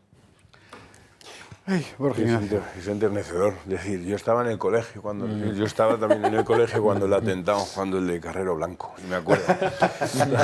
Me acuerdo, ese era el colegio en el que estaba yo cuando un atentado. En este otro no, estaba ya había vuelto de trabajar. Llevaba 2 años desde que yo había vuelto de París, estuvimos 7 años viviendo allí, y volví a una España que me chocó. Cuando yo volví después de haberme ido 7 años, porque era una España, lo primero que me chocó fue el parque móvil, porque entonces circulabas y entonces todo eran Volkswagen y BMWs y Audis. Cuando yo me había ido había Peugeot y Renault. Era una cosa que me chocó y se veía. Nosotros volvíamos, habíamos vendido un apartamento que habíamos comprado en París y veníamos y con un dinero para invertir y comprar un piso, estábamos entusiasmados y tal. Y nos costó Dios y ayuda en aquel momento encontrar un piso por el precio, porque los precios se habían disparado, estaba mucho más parecido el precio cuando nos habíamos ido a vivir a París.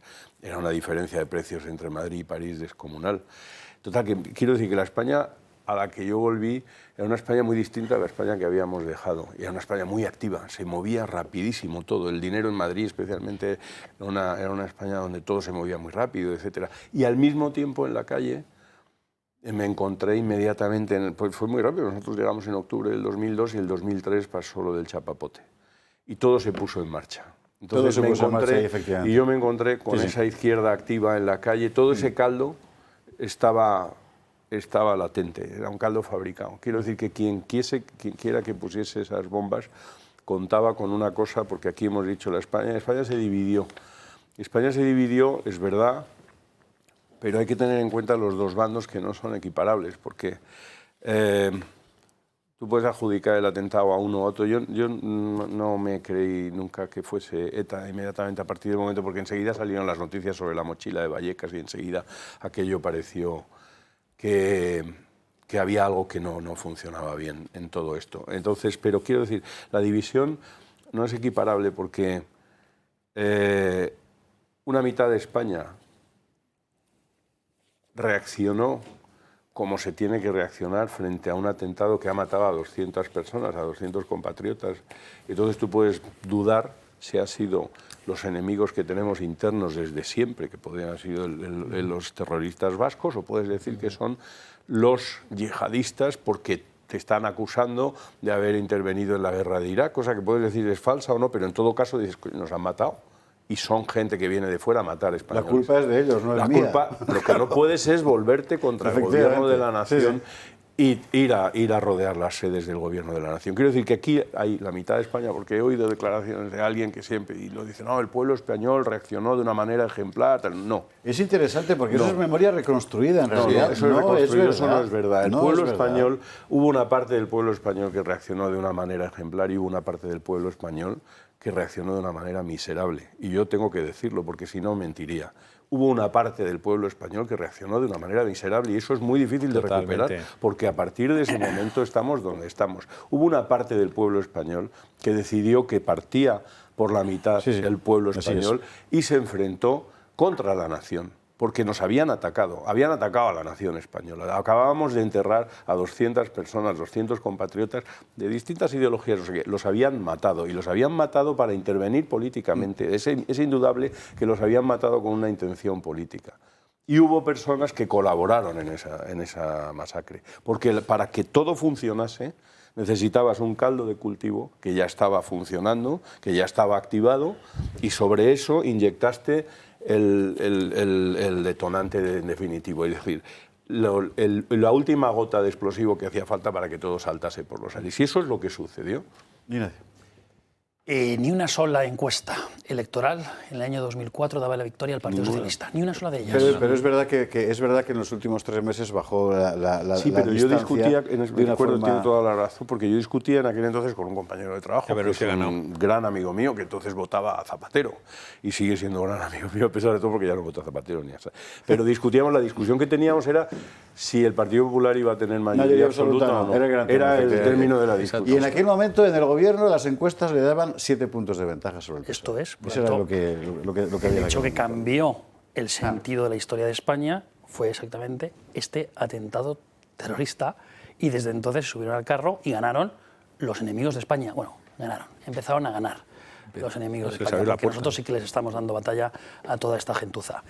Dicho lo cual, si fue el terrorismo islamista, ¿algo se ha aprendido en España? No.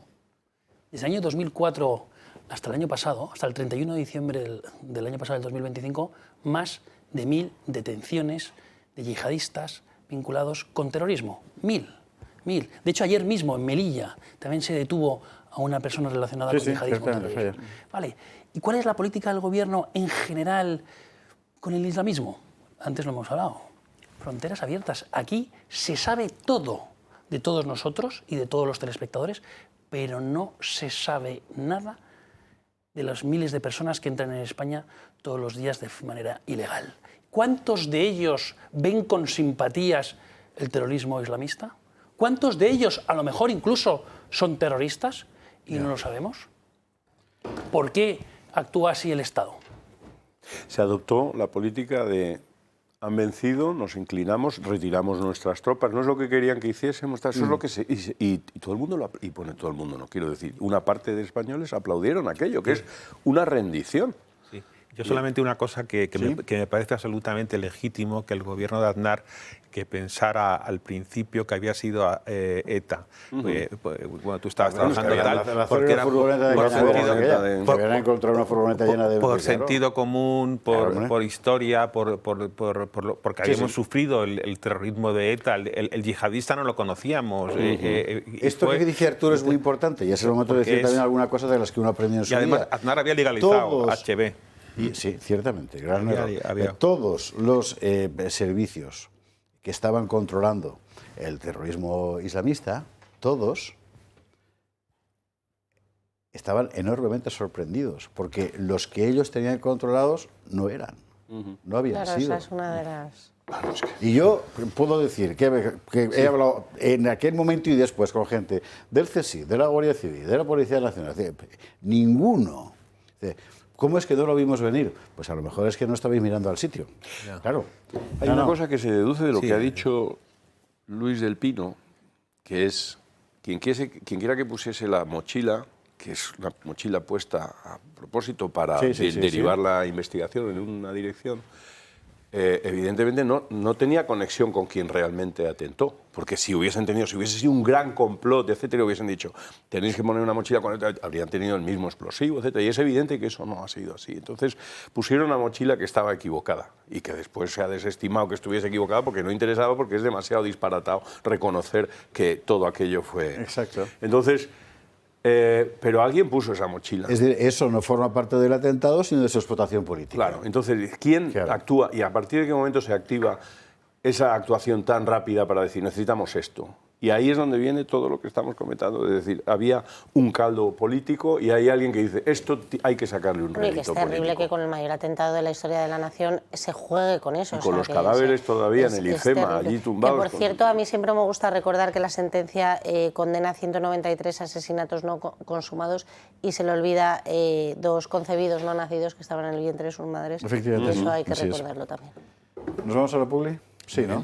Porque ahora hay que hablar de las consecuencias, entre otras cosas. El festival de odio o de jodío de Pedro Sánchez de hoy es el perfecto ejemplo. Es decir, o sea, ¿cómo puedes convertir a Sara Santolaya en la libertad guiando al pueblo? Bueno, no lo digo es por eso que estoy pensando.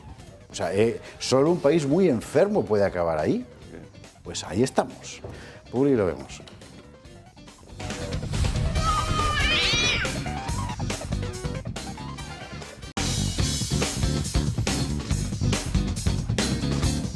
...22 en Canarias... y vamos con la gran puesta en escena de hoy.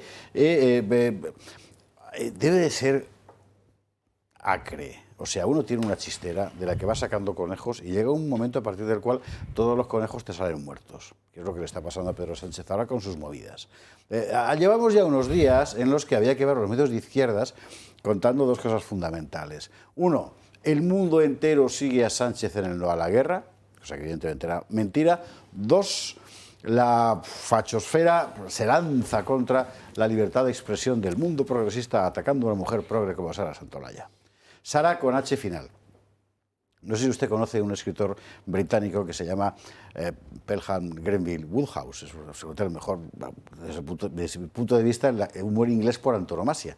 Tiene una novela que se llama The Hatzell Smith, donde la P no hay que pronunciarla, es P muda. Pero como Smith es un apellido muy común, él se puso una P. Bueno, pues lo de Sara es lo mismo. O sea, no hay que decir Sara como si fuera Ángel Víctor Torres, hay que decir Sara, tal cual. Pero con la H muda final. Bueno, y luego lo del jodido. O sea, este que han montado. Lo de Sara Santolaya es para no creérselo, porque han montado un... Bueno, mejor que se lo cuente Mónica Fuster, que tiene más gracia. Una de las imágenes más vistas y comentadas de esta semana ha sido la de Sara Santolaya abandonando en directo el plató de En Boca de Todos. Es alucinante y que me dejen de enfocar la puñetera cámara. Complicidad con una cosa. ¿Me puede dejar de enfocar la cámara? dice que es mentira. Es así de sencillo. Pero yo no puedo estar delante de un elefante en una habitación y hacerme el sueco y que parezca que es normal. Pero, ¿quién es esta tertuliana de la que todo el mundo habla? Santa Olalla, de origen salmantino, ha sido militante en el PSOE y Más Madrid. Empezó la carrera de audiovisuales y también la de Derecho. Además, ha participado en programas de 4 y Antena 3, aunque actualmente es colaboradora de Televisión Española. La tertuliana ha sido bastante criticada por sus intervenciones de izquierda radical. Y todo esto que podemos seguir hablando de Felipe González, que hoy da lecciones como si su gobierno hubiese sido mucho mejor, a mí me parece de traidor. Sus comentarios han causado tanto furor hasta el punto de recibir amenazas de muerte por parte de pintadas como la del muro de las 13 rosas. Pedro Sánchez le mostró su apoyo y su simpatía, lo que fue bastante criticado en redes. La tensión llegó con el rifirrafe que tuvo con el activista Vito Quiles en el Congreso de los Diputados. A partir de ahí tuvieron lugar una serie de encontronazos en los que recibieron empujones tanto uno como otro. ¡Me están pegando!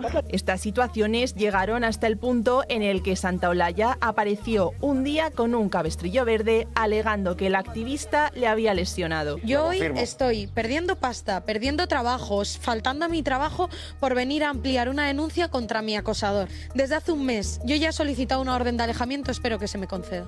La tertuliana denunció a Vito Quiles y solicitó una orden de alejamiento, una denuncia que, sin haber sido probada, dio pie a la rápida reacción de Marlaska. Le pusieron una escolta policial permanente sin haber conocido el dictamen del juzgado. Me causan una preocupación máxima. He pedido una información urgente de todo lo que sucedió con el fin de tomar las medidas que sean absolutamente imprescindibles. Algo que los sindicatos de policía han reclamado. Nos encantaría saber qué ha seguido el señor Marlaska para concederle esta escolta policial a la señora Sara Santaolalla, porque realmente donde tienen que estar los policías, que somos un servicio público, es en las calles y defendiendo al ciudadano o defendiendo a mujeres que sí son judicialmente consideradas víctimas. Ahora mismo los policías de la UFAN, que son policías protectores, algunos están protegiendo a 100 mujeres a la vez y eso es completamente imposible. Pues ahí es donde deberían ir los recursos. Más tarde, la jueza dictaminó que la denuncia de Sara Santaolalla era falsa. Que me parece que me están comunicando, ya que tengo aquí a mi abogado por aquí cerca, que la justicia ha denegado esa orden de alejamiento y esa petición de detención que pedía la acusación, que pedía Sara Santaolalla contra mí. Tras la publicación de la sentencia, han sido muchos los que han cargado contra Santaolalla por haber realizado una denuncia que ha resultado ser falsa, a lo que se suman esos recursos que el Estado está invirtiendo en proteger a la tertuliana. El culmen de esta situación llegó en su renuncia al programa de 4, cuando se vio sobrepasada por las preguntas del periodista Antonio Naranjo. Logrando que desde el presidente del Gobierno hasta el Ministerio del Interior eleven a público un asunto que luego dice que es privado para, entre otras cosas, consolidar un relato de que en España todo es ultraderecha, violenta, nazi, máquina del fango y fabricantes de bulos, cuando veo que este mismo Gobierno utiliza ese caso con su complicidad para perfeccionar ese relato, yo no puedo permanecer al margen. En definitiva, una situación que ha instrumentalizado la izquierda y unas preguntas a las que nadie ha contestado. Y ya vamos a contestar nosotros, porque efectivamente la clave es ese relato. O sea, el PSOE tiene un problema. Su gente va a empezar a dejar de votarle. ¿Por qué? Porque huele demasiado mal todo. ¿Cómo puede salir de ahí Pedro Sánchez? Que si pierde el poder va a la cárcel, tratando de movilizar a sus bases como sea. Como sea quiere decir no a la guerra aunque mande fragatas, que viene la derecha a comernos, aunque sea montando el espectáculo de Sara Santaolalla, etcétera, etcétera, etcétera. Y para hoy estaba previsto, con toda seguridad, como explotación política de lo mismo, el Festival del Jodío, que es lo que han montado hoy y que ha sido así. Y es que vamos a poner en marcha la herramienta que hemos llamado odio. H-O-D-I-O. En definitiva, la huella del odio y la polarización. Un instrumento que, a través del Observatorio contra el Racismo y la Xenofobia, va a permitir medir de forma sistemática la presencia, evolución y el alcance de los discursos de odio en las plataformas digitales. Que la H es de huella, menos mal que don Nacho Pachi López, que se lo he puesto con G, de huella, en fin. Bueno. ¿Y después de esto qué? Pues ha ido a Fuenlabrada a hacerse un TikTok. ¿Quién? ¿Pedro Sánchez o Sí. Sara Santaolalla? No. Se ha llevado 300 policías. Ha blindado el pueblo y allí ha recibido el amor popular. Vamos a escucharlo. ¡Sinvergüenza que tienes vendido a España! ¡Que hoy es el 11M! ¡Deja de ver murales y vete a la...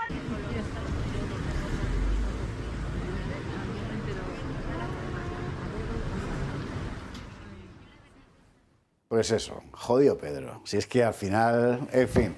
Bueno, ahí estamos. Con estas amenidades, joder, ¿verdad?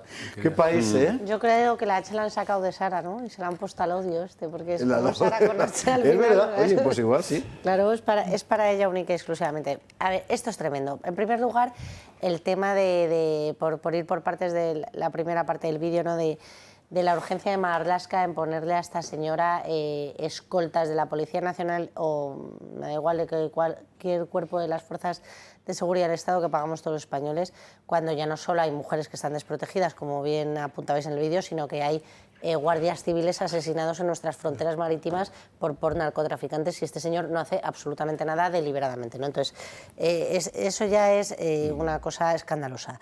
En segundo lugar, el tema este de la forma de hacerle una paguita a la Sara esta, que son sus lacayos en las televisiones, eso está claro, y en los medios de comunicación.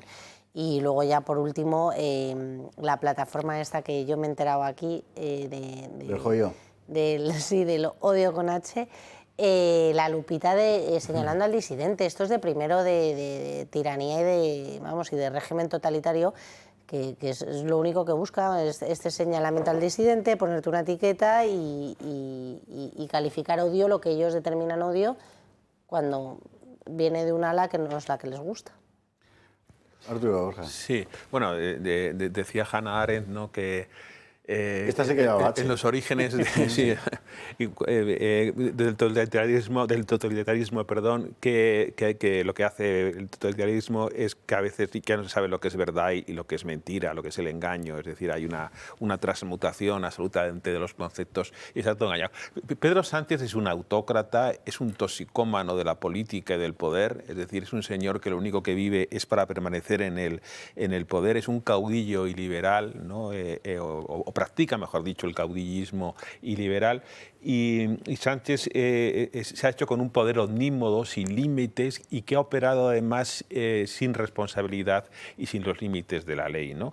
Esto entraría dentro de lo que está pasando en España y por eso a mí es que me produce vergüenza tener que en este país tengamos personas como Sara, esta, que además se le dé en un Consejo de Radio y Televisión Española pactado absolutamente indignamente con un programa que se llama Mañaneros, que es un programa de Agiproz, pero Agiproz absolutamente, ¿cómo diría yo? Es infantil, es pueril, claro. Totalmente pueril. Esta señora se haya convertido en una especie de heroína, ¿no?, cuando es una analfabeta total, ¿no?, en todo lo que dice y la forma de expresarse, que la violencia que esta persona que traslada en cada una de sus intervenciones. O sea, el odio lo han traído ellos, la división en este país entre los hombres y las mujeres, el enfrentamiento cainita sobre cualquier tema con la derecha, tal.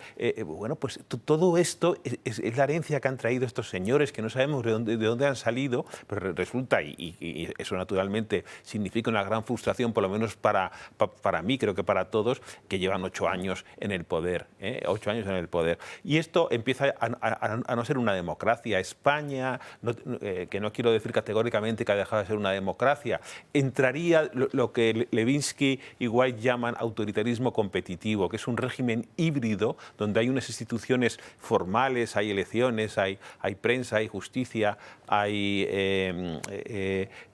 parlamento, pero son meramente formales, ¿no? Porque el oficialismo viola sistemáticamente todas las normas y todas las reglas, y hay una subordinación de todos los poderes del Estado al Ejecutivo, ¿no? Entonces, bueno, es lo que pasa. El precio de blindar a Sánchez ha sido la destrucción de la democracia, ¿no?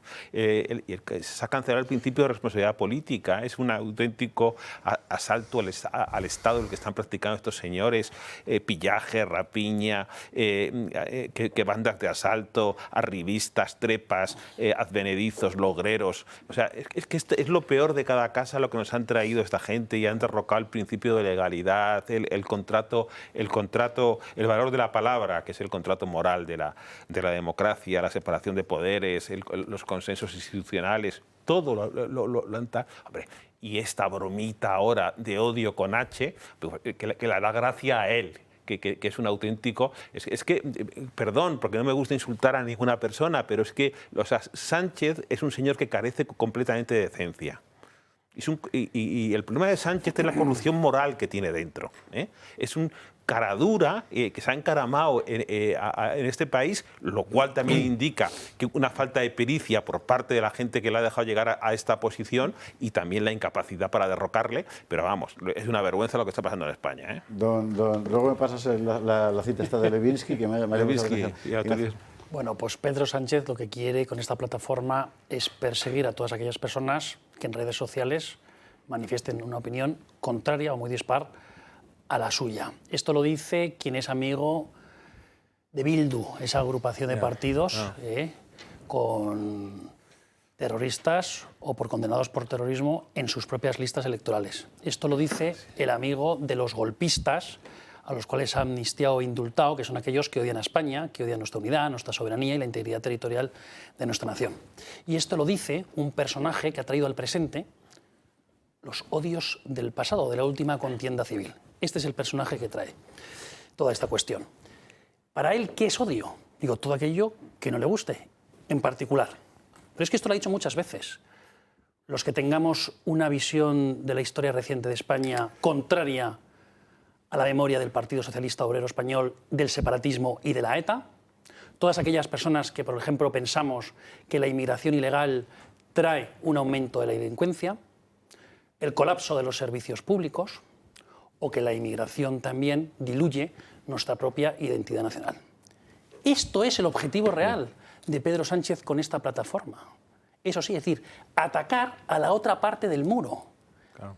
¿Os acordáis, no? Sí, En la sesión de investidura cuando dijo no voy a legislar contra el otro muro. Bueno, pues eso es Pedro Sánchez, esto es lo que pretende con esta herramienta. Yo, sinceramente, yo también quiero atacar el odio.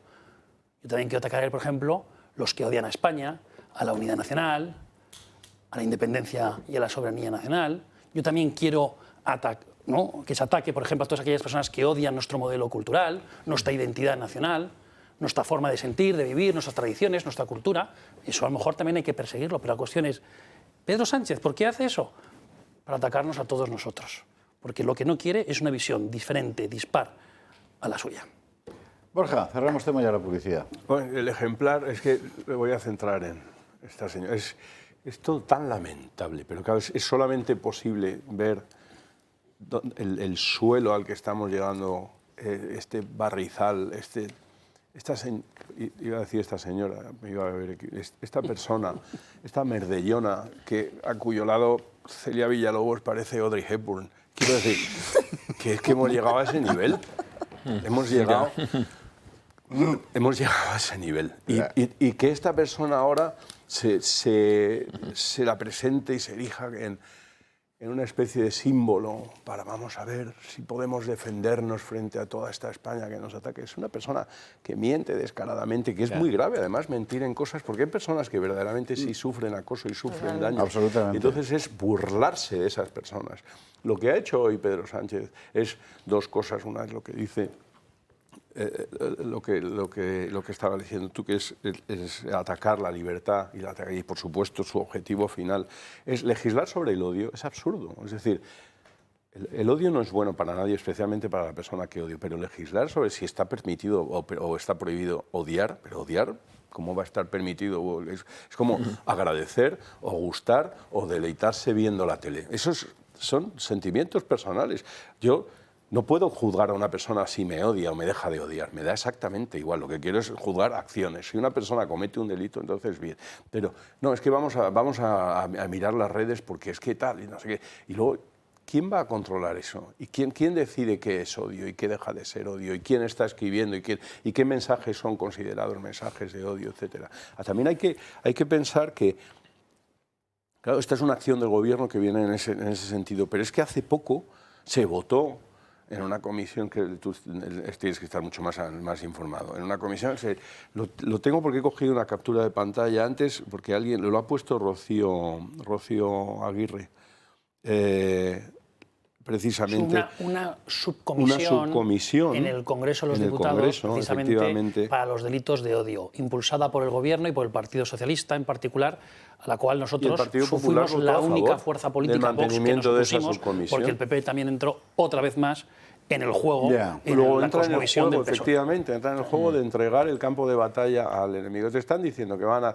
Y todo esto no es más que un totalitarismo que la izquierda pretende dirigir, efectivamente, para señalar y para decir quién es bueno y quién es malo. Entonces el Partido Popular va y vota a favor. Es una cosa llamativa, sí. Claro. Bueno, vamos a darle motivos para que nos pongan el jodido este. Porque para hablar de un tema que es jodido de verdad. Que es el anuncio este de que va a haber sanidad universal. Ojo, no digo atención en emergencias, que ya había, ¿eh? No, sanidad universal, todos los servicios completos, ¿verdad? Para cualquier ciudadano que esté, para cualquier persona que esté aquí. ¿Sabe usted lo que significa esto? Es el colapso absoluto. Vamos a la publicidad y a la vuelta lo vemos para que Sara Santolaya y eso nos ponga una nota o algo.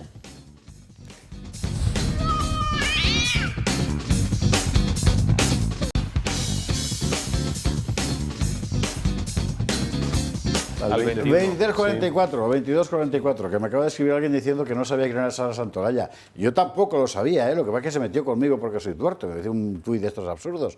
Pobre chiquilla, por Dios. Es que usted es un juguete roto, lo va a ser dentro de nada. Pues ella ahora está con el brazo. Ahora está con ella. Bueno, pero es mentira, porque es un cabestrillo que se le mueve. Es más bien de cabestro. Bueno, se acabó. Lo de la sanidad es gordísimo, porque sencillamente no tenemos con qué pagarlo. Vamos a ver, el país está en quiebra, todas las cifras son maquillaje, todo el crecimiento es esencialmente gasto público y población. Tenemos una deuda de narices, sigue creciendo. Esta gente no para de subir impuestos, por supuesto no los bajará porque cada vez hay más que pagar, pero ya no llegamos. Bueno, a usted a lo mejor, si, lo próximo que será, pues tener que entregar nuestras chaquetas, yo qué sé. ¿Y ahora lo de la sanidad? Bueno, esta es la cuestión. El gobierno sigue poniendo la alfombra roja a los inmigrantes ilegales. La última decisión tras la regularización masiva ha sido darles luz verde al uso del sistema sanitario español sin cuantificar el gasto. Especialistas en inmigración como Rubén Pulido denuncian que los irregulares ya pueden tener sus medicamentos subvencionados al 60% tras 48 horas en nuestro país. Y también se han visto los primeros casos de citas en la atención primaria. Para muchos esto es un auténtico problema en unas infraestructuras sanitarias colapsadas por la escasa inversión. Ahí van unos datos. La lista de operaciones quirúrgicas es de casi 1 millón de personas, con un tiempo medio de 120 días de espera. Si usted tiene un golpe, problemas en el ojo o una cirugía general, espere sentado, ya que hay una lista de espera en el país de 150.000 personas en cada especialidad.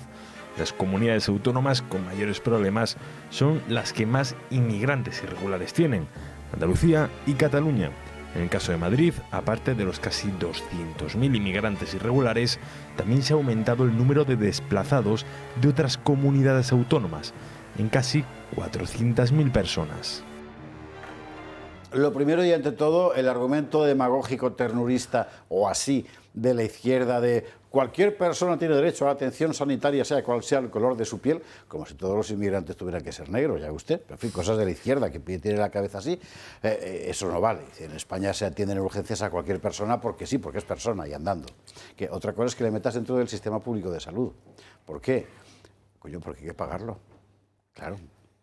Y aquí es donde tenemos un problema serio. Sobre todo porque hay que pagarlo y hay muchos que estamos en lista de esperas interminables porque está completamente colapsado, ¿no? Yo creo que esa es la clave de la sanidad, que aquí hay listas de espera interminables, falta de médicos, hospitales saturados y nadie pone ningún remedio a esto y ahora prometemos a personas que no contribuyen al sistema y que no están legales en el sistema a que disfruten de todos estos, de todo el sistema sanitario que muchas personas no pueden disfrutar dignamente, sinceramente. O sea, la sanidad española está muy comprometida en la actualidad, ¿no? Entonces, yo creo que esto es complicado permitir y que el Gobierno lo que tiene que garantizar es la sanidad prioritaria a los españoles y cuando funcione bien para los que contribuyen a las arcas del Estado, pues ya iremos viendo si se puede ampliar para otras personas. Es que por eso es lo peligroso, porque claro, hacemos mención, ¿no? Esto está porque hay listas de espera, aunque no las hubiera. Quiero decir que si ahora mismo de repente dijéramos todos los... No, ponemos los medios, contratamos a otros los 150.000 médicos, ¿pero por qué? ¿Pero yo por qué tengo que atender a Burundi sanitariamente? Bueno, Quiero decir que yo tengo derecho a prosperar. Aumentar la contratación, yo tengo derecho a bueno, prosperar. Todo esto es un gasto que no tenemos por qué acometer. Eso de que la sanidad es universal para los españoles, en todo caso, bien, a mí me parece bien el sistema sanitario, en el que todos tengamos acceso a una sanidad pública, me parece todo muy bien, pero que encima convirtamos España en una especie de paraíso para el resto del mundo, que todo el que venga aquí, legal o ilegalmente encima, tengan a su servicio lo que la familia, en mi caso, Montoro, le tenga bien costear por la fuerza de los impuestos, yo me niego. O sea, lo siento, me llamarán insolidario, criminal y lo que sea, que me da igual, no es que haya listas de espera o no, es que aunque no las hubiera, que yo no le quiero pagar la sanidad al mundo entero. El reclamo de una sanidad gratuita es que no es que sea efecto llamada, es efecto cohete. O sea, esto ya es decir, que vente, claro, mamá, vente conmigo y tal, que te operan de la cadera en España gratis y tal, no sé qué, no sé cuántos.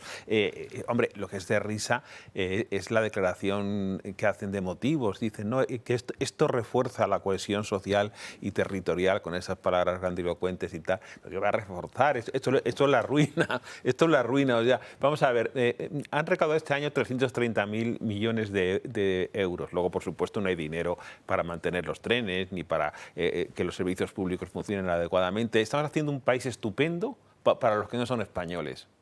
Estamos convirtiendo para los españoles el país en un infierno y estamos haciendo un país estupendo para los que no son de aquí, es decir, pues, ayudas sociales, que sanidad gratuita, el menú a la carta, halal o como se llame, tal, es decir, todo es una cosa verdaderamente tal. Y esto tiene un impacto presupuestario muy fuerte, es decir, pero este señor lo único que tiene en la cabeza es como está perdiendo los votos con la gente de aquí, con los españoles, pues importar votos, ¿no? O sea, y entonces como además los procedimientos de regularización se están reduciendo, es decir, ahora mismo con 5 meses de residencia ya puedes, con una declaración responsable, porque todo esto de la declaración responsable, que también te operan aquí con esto que he leído hoy, con una declaración responsable de que no tienes ningún seguro y no tienes ningún acceso a la sanidad, y solamente con decirlo ya te operan, vamos.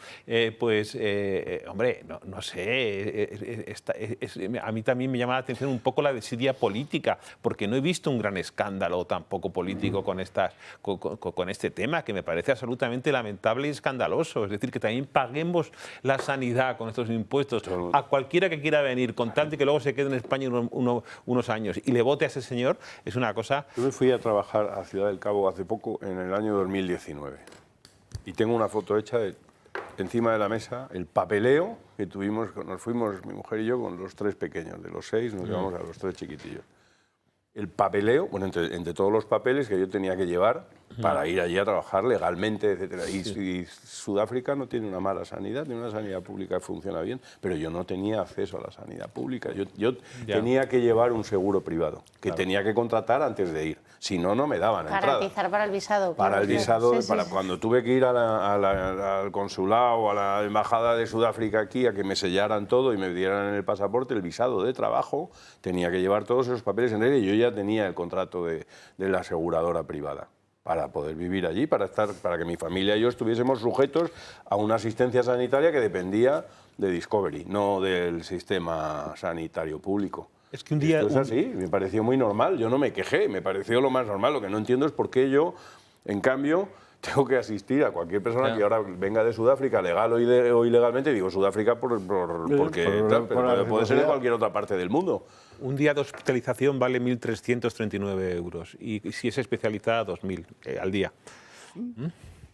Bueno, esto es un robo al conjunto de los españoles. Esta acción del Gobierno es un atentado histórico contra un servicio público esencial como es la sanidad. Es hacer de España el hospital de África, literalmente.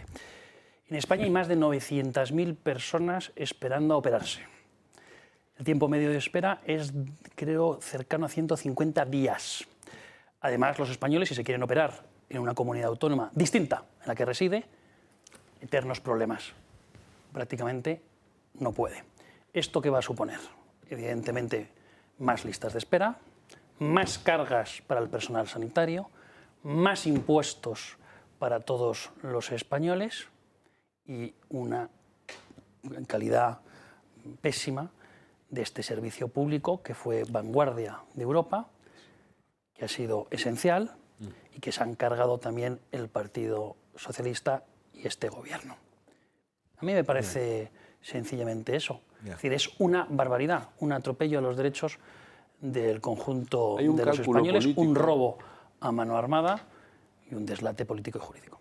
Yo creo que hay un cálculo político porque la sanidad es una competencia que está delegada en las comunidades. Entonces es muy fácil echar en cara la falta de buen servicio sanitario a gobiernos que no son el que ha causado el daño. Quiero decir que en este caso es un daño que causa el gobierno central. Bueno, el principal daño es que esté cedido en competencias. Bueno, claro. Ese es el principal de todos los daños. Si no estuviese cedido en competencias, nos ahorraríamos muchos disgustos todos los la vida si vas de una comunidad a otra porque no sabes si te van a atender bien en un sitio bueno. Eso es tremendo, tanto de tu tarjeta sanitaria que no te funciona en otra comunidad, como de una cartilla de vacunación. Tú has hablado ahora mismo que te has ido con tu familia a otro país. Pues yo es que me mudo a Galicia con mis hijos y resulta que las vacunas no son las mismas. No son las mismas.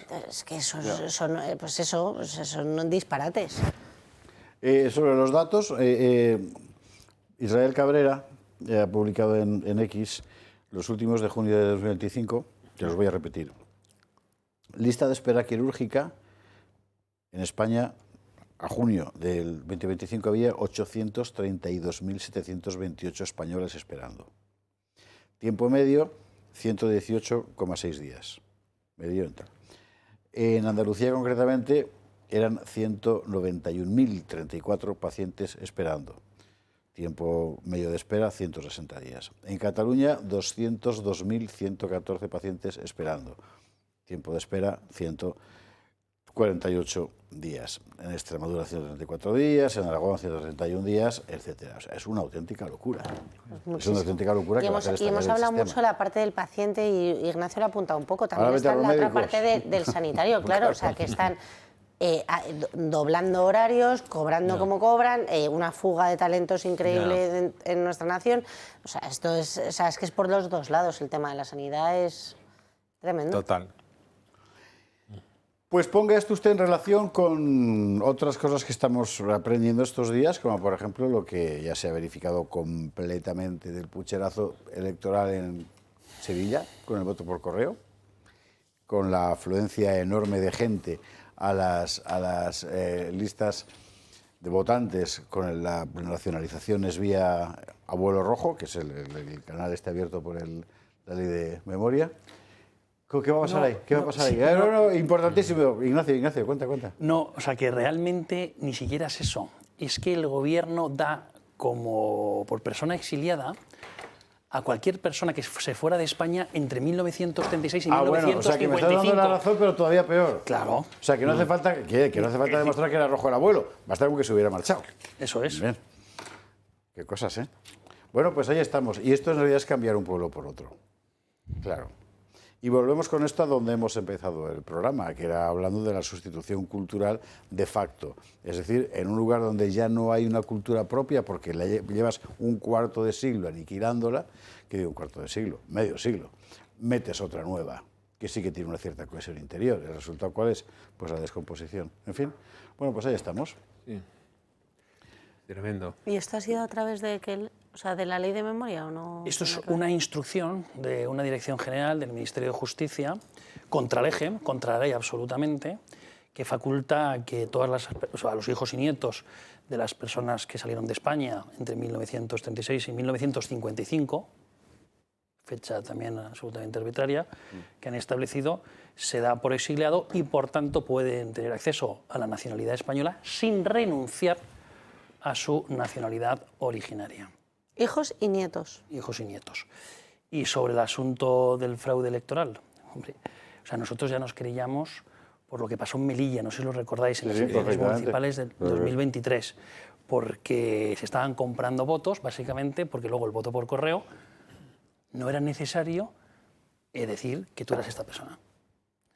Es decir, que no se estaba justificando que la persona que votaba, ese voto que tú llevabas, era la persona que estaba en la lista. Bueno, esto fue una barbaridad, pero que es que estaba de acuerdo a la instrucción de la Junta Electoral Central. Pero si hicieron trampas cuando la elección de Pedro Sánchez, metiendo ahí la mujer de Coldo, votos y tal, en las primarias, cuando ganó Pedro Sánchez, donde hubo también un cierto, que no sé hasta qué nivel, porque no me dedico a la investigación, pero hubo un pucherazo electoral. ¿Cómo van a hacer trampas? ¿O cómo no podemos tener la sospecha de que pueden hacer trampas también con el voto por correo y con lo que haga falta? Vamos.